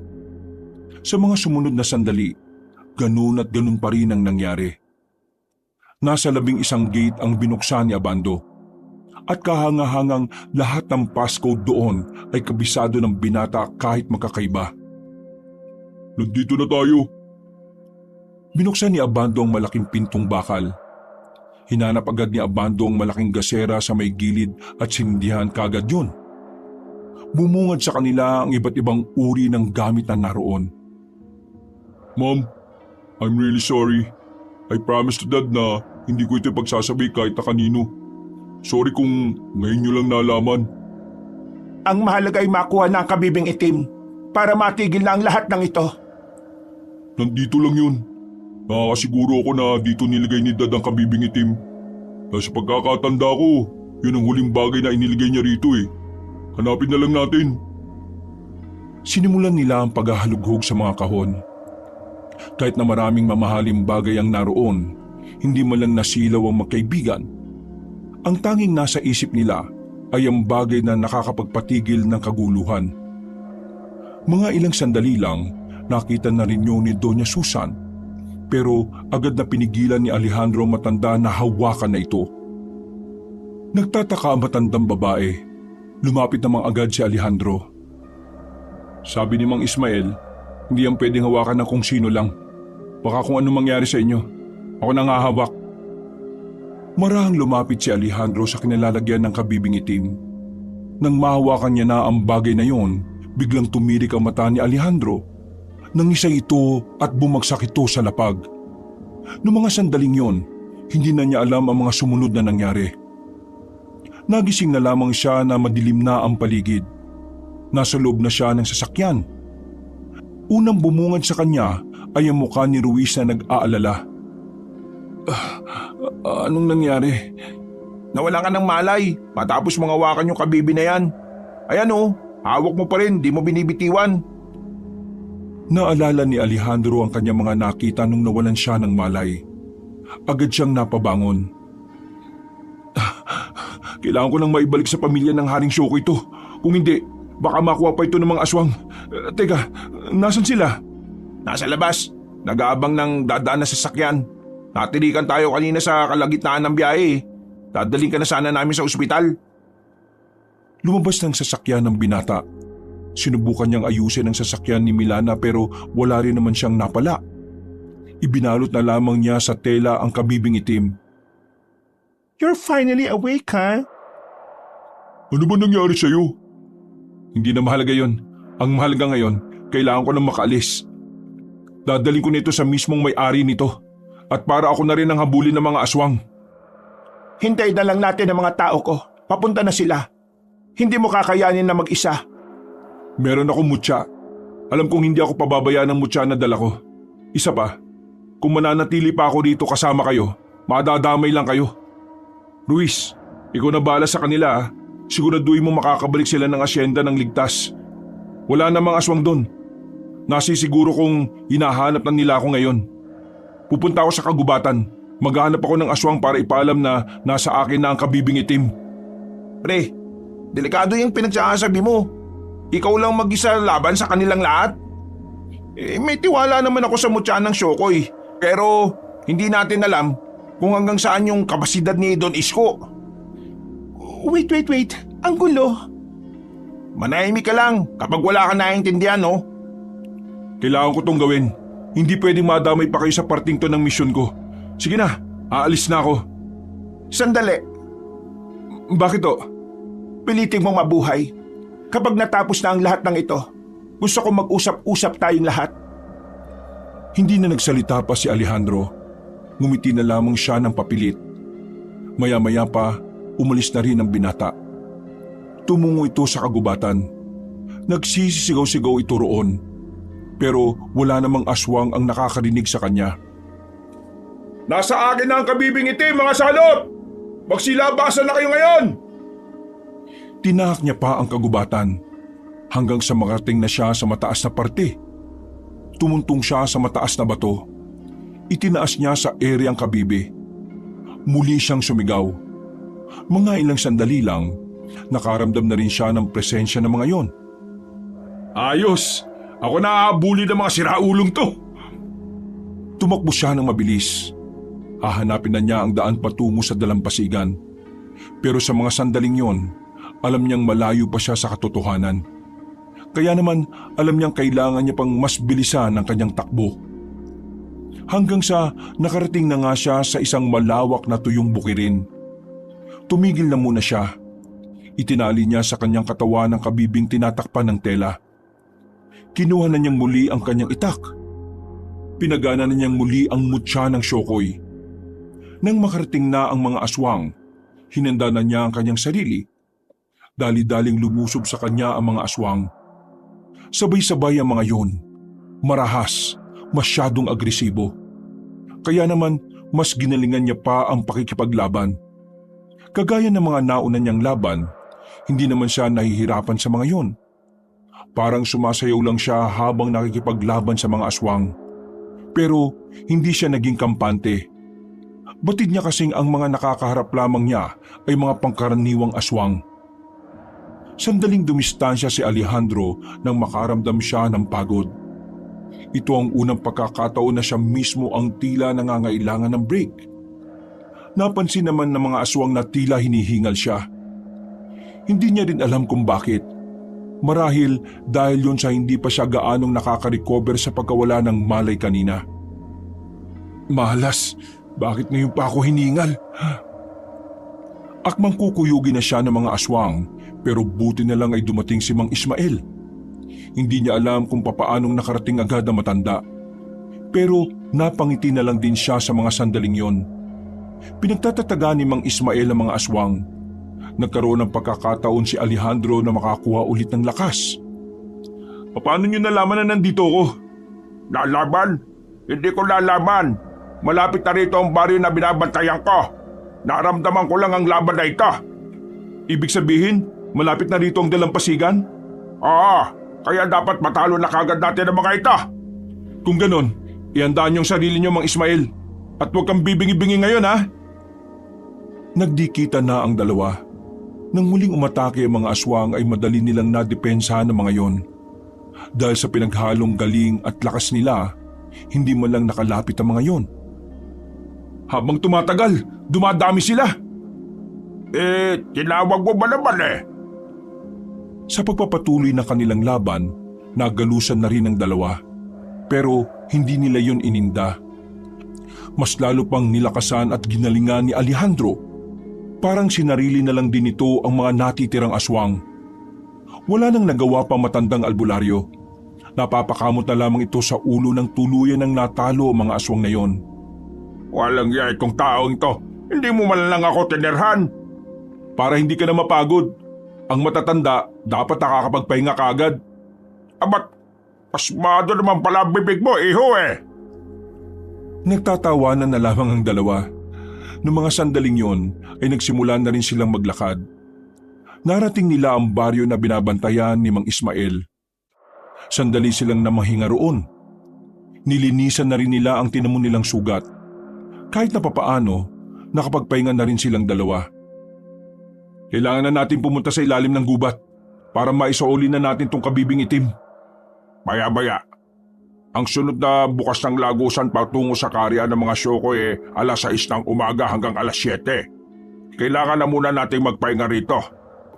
Nakakasiguro ako na baka hinahanap na tayo ng pinuno ng mga aswang. Si Don Isko, siya ang pinuno ng mga aswang. Ano man ang pangalan niya, nasisiguro kong hindi siya pangkaraniwang nilalang. Malakas siya. Dapat natin siyang pagandaan. Mumuntong hininga na lamang si Alejandro. Sumagi sa kanyang isipan sila Ruiz, lalong-lalo na ang kanyang ina na si Doña Susan. Lihim siyang napapangiti sa sinabi nito sa kanya. Aminado siya na nagkaroon sila ng dahilan para piliting mabuhay. Makalipas ang halos kalahating oras, umalis na rin sila sa kinalalagyan nila. Nakabawi na ng lakas si Alejandro, kahit na saglit lang ang kanilang pamamahinga. Pasikat na ang araw nang makarating na sila ng dalampasigan. Pero napatigil sila nang makitang naroon na matandang si Isko. Ito ang unang pagkakataon na makikipaglaban ako sa isang aswang ng maliwanag ang paligid. Nakakapanibago. Mang Ismael, kakaibang nararamdaman ko sa kanya. Hindi siya gaya ng mga nakalaban natin. Tama nga ang sinasabi ko. Maraming salamat at ikaw na mismo ang humanap ng kabibing itim. Hindi na ako magpapakahirap na mangulit sa matandang Susan na yon. Matanda ka rin, baka nakakalimutan mo. At isa pa, akala mo ibibigay ko sa iyo to ng libre? May bayad to, no? Buhay mo! Yan ang gusto ko sa mga tao. Mayabang! Nagagawa pa rin maging maangas kahit naramdam mo naman kung gaano ako kalakas. Wala akong pakialam kung malakas ka o hindi. Lalabanan ka namin hanggang kamatayan. Kung ganon, dapat na nating simulan ang laban na ito. Hindi na ako makapaghintay na makuha ang bagay na makakabuhay sa mga ninuno ko. Lumabas ang maraming ugat sa mukha ni Don Isko. Naging kulay itim na rin ang lahat ng mga mata nito. Humaba ang kulay puti nitong buhok. Kahit si Mang Ismael namamangha rin sa kanyang nakikita. Ibang uri ng gabunan. Tumalo na mataas si Don Isko. Una nitong nilapitan si Alejandro. Sinubukan nitong dakmain ng kabibing itim. Buti na lang ay alerto si Alejandro. Nakailag ito kaagad. Yan lang ba ang kaya mong gawin? Ang kunain ng kabibig kaysa sa may hawak nito? Hindi nagsalita si Don Isko. Gigil na gigil itong tumakbo na mabilis. Sa puntong ito, nalito si Alejandro. Sa bilis kasi na matandang aswang, hindi niya agad nalaman kung saang direksyon ito tunay na aatake. Nakalmot siya ni Don Isko sa tagiliran. Agad na tumagas ang dugunon mula roon. Alejandro! Re-respondi sana matandang albularyo pero bigla na lang itong sinipa ni Don Isko sa sikmura. Agad itong tumilapon sa buhangin. Kahit na magtulong pa kayong dalawa, wala kayong binatbat sa akin.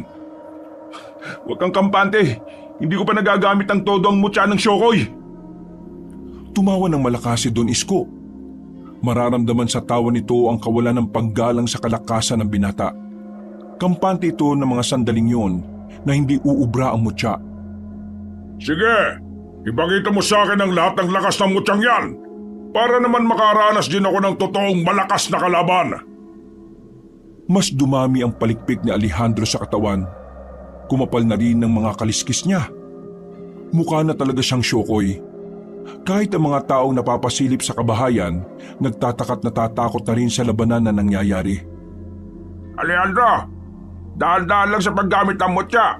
Hindi pa natin nalalaman kung ano masamang epekto niya kapag nasobrahan ka. Ito na lang natitirang paraan, Mang Ismael. Kahit ikamatay ko pa ito, ayos lang. Mapaalam ko na sa matandang yan. Dahil ngayong gabi, haharap ka na sa tinatawag ng Diyos. Sa bilis ni Don Isko, hindi na naman nakapaghanda si Alejandro sa pag-atake nito. Tinamaan nito ang binata sa kaliwang dibdib. Duguan na ang katawan ni Alejandro, pero wala pa siyang nagagawang kahit na anong maayos na pag-atake. Sa puntong ito, ramdam na ni Alejandro na magiging mahirap para sa kanya ang mga susunod na sandali. Kaya naman, nagsagawa na lamang siya ng matinding konsentrasyon habang umiilag-ilag siya. Nang maramdaman niyang tila na dadagdagan na ang kanyang lakas, siya naman ang kumalmot sa Don. Tinamaan niya yun sa muka. Umagos agad ang dugo mula roon na siya namang ikinagalit na matandang aswang. Anong karapatan mong dampian ang magandang mukha ko? Alejandro, ngayon na! May kung anong maliit na patalim na pinukol si Mang Ismael. Tumama yun sa hita ng kalaban niya. Dahil doon, tila pansamantalang naging paralisado ang hita ni Don Isko. Sinamantala na ni Alejandro ang pagkakataon. Tumakbo siya at saka itinarak ang kanyang itak. Pero sa kasamaang palad, nahawakan ni Don Isko ang kanyang sandata. Ganun pa man, agad na sinuntok ni Alejandro ang matanda sa muka. Tumilapon din yon sa kabuhanginan. Nang akala nilang hindi na ito makakabangon, nawindang sila nang biglang makatayo yon nang parang wala man lang nangyari. Anong tingin nyo? Tatalab sa akin ang mga ganong klase ng pakulo? Anong hindi tumalab sa iyo ang ginawa ko? Anong klase ka? Ikaw na ang nagsabi, ibang klase ako ng gabunan. Kaya dapat hindi ka na nagugulat kung bakit ganito ako kahirap patayin. Ngayon tanda, pagmasdan mo kung paano ko bubugbugin ang binatang yan. Walang ano-ano, mabilis na lumapit si Don Isko kay Alejandro. Makakasunod na kalmot ang ginawa nito. Sira-sira na ang damit ng binata. Natanggal na rin ang kabibi sa katawan nito. Nawalan na rin ang pagiging syokoy ni Alejandro. Bumalik na ito sa pagiging tao. Pero hindi pa rin yun tinitigilan ni Don Isko. Paulit-ulit itong sinisipa kahit na hindi na yun pumapalag. Tama na! Pakiusap! Wala nang laban sa'yo yan ha! Ako na lang! Wala naman na akong pakialam sa kanya! Binuhat ni Don Isko ang binata. Inihagis niya ito mismo sa tubig. Pagkatapos, lumapit ito sa kabibing itim. Kahit na gustong pigilan ni Mang Ismael ang matandang aswang, wala itong magawa dahil maging siya ay hindi rin makatayo. Naiiyak na lamang ito dahil alam nitong doon na matatapos ang kanilang misyon, ang misyon na hindi nila napagtagumpayan. Aling Syokoy, patawarin mo kami. Patawarin mo ko. Nang hawakan ni Don Isko ang kabibing itim, bigla itong nangisay. Pero hindi ito nawala ng malay dahil kakaiba ang lakas nito. Sa wakas, matatawag ko na rin ang mga ninuno ko. Tanda! Aalis na ako. Pupuntahan ko na ang libingan ng mga ninuno namin. Para mamayang gabi, sabay-sabay kaming babalik dito. Maglalakad na sana si Don Isko paalis nang biglang maramdaman nito ang presensya ni Alejandro. Pagtingin nito sa gilid, nakita nila ang binata na nakatayo roon. Misteryosong wala na ang sugat nito. Napangiti si Mang Ismael nang mapagtanto nito kung ano ang nangyari. Oo nga pala, nakalimutan ko. Ang tunay na lakas ng mutya ng Haring Syokoy. Ha? Paano ka nabuhay? Nakalimutan mo yatang ang Syokoy ay namumuhay sa tubig, kaya tubig din ang magpapalakas sa akin. Nanlalaki ang mga mata ni Don Isko. Sa pagkakataong ito, inipit na muna ng matandang aswang ang kabibi sa kanyang tagiliran. Muli itong nanggigil sa binata, kaya naman wala itong sinayang na sandali. Agad itong lumusob kay Alejandro, pero sa pagkakataong ito, nagtataka si Don Isko kung bakit hindi na ito makatama. Bawat suntok, kalmot at sipa niya, nagagawa ng basahin ni Alejandro. Para bang kalkulado na ng binata ang mga susunod niyang galaw. Maya-maya lang, naramdaman na lamang ni Don Isko ang tila gumuguhit na kirot sa kanyang sikmura. Nasuntok na pala siya ni Alejandro. Lalayo pa sana siya, pero nasundan ang suntok na yun ng isang suntok na mas malakas sa una. Sa unang pagkakataong ito, tila naiba ang forma ng buto ni Don Isko sa likuran.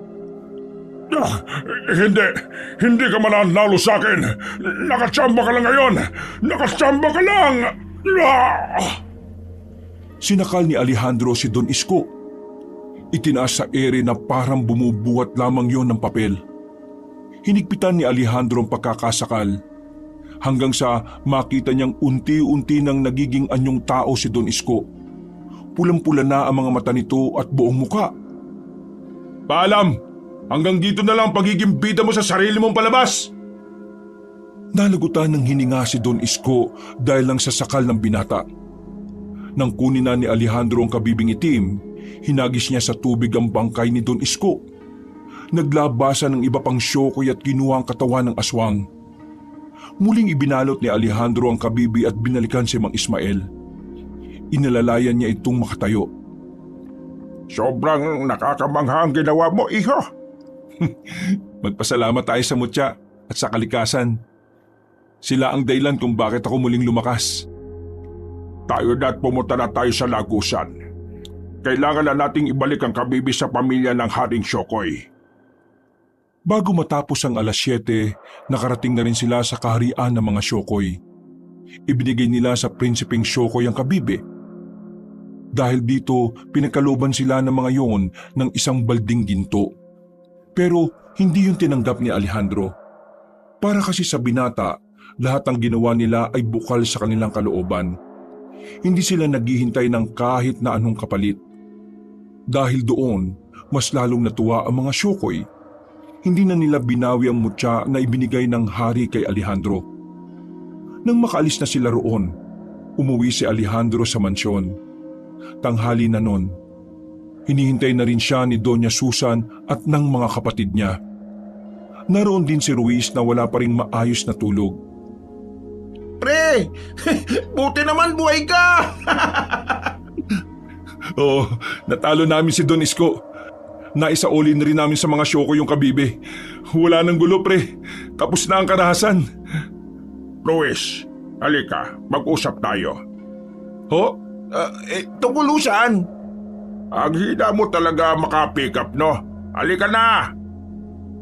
Lumabas ng mansyon si Mang Ismael at Ruiz.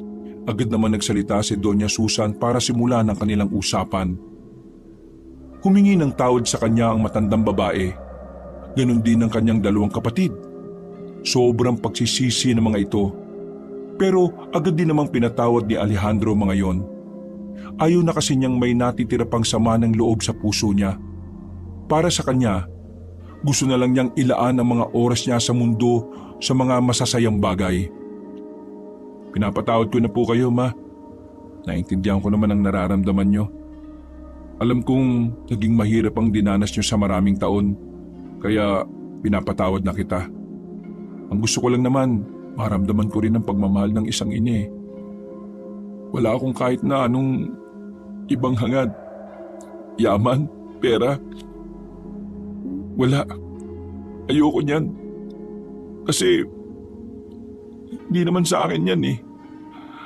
Ang may tuturing ko lang na sa akin ay ikaw, Ma. Kayo ng dalawa mong anak na gusto kong ituring na rin kapatid. Abando, Milana, wag na kayo mag-alala. Pinapatawad ko na rin kayo. Siguro, kailangan lang natin mas makilala ang isa't isa para mas magkasundo pa tayo. Mama, alam kong masaya na si Lolo ngayon. Alam kong nakangiti siya dahil masaya ka na rin ngayon. Mama, gusto ko sana magsimula kung ayos lang sa inyo. Gusto ko sanang maging pamilya kayo. Oo naman, Tol. Ayos lang sa akin yun. That's okay for me. Oo naman, anak. Gusto ko rin naman bumawi sa iyo. Marami akong pagkukulang sa iyo. Kaya ito na ang tamang pagkakataon para itama ang lahat. Grabe. Ang sarap pala sa pakiramdam na matawag na anak. Kapatid ko, pwede bang mayakap ko kayo? Lumapit sa kanya ang tatlo. Nagyakapan silang apat noong mga sandaling yon. Hindi na napigilan ni Alejandro na mapaiyak. Ang malakas na tagapangalaga ng mutya, ngayon ay parang batang matagal na nahiwalay sa kanyang ina. Habang nagaganap ang magandang senaryong yon, naiiyak din si Mang Ismael at Ruiz sa bintana. Masaya sila para sa binatang si Alejandro. Dahil sa wakas, natupad na rin ang matagal nang pinapangarap ni Alejandro. Yun ay walang iba, kundi ang maramdaman niya ang pagmamahal ng tunay na ina. Wakas.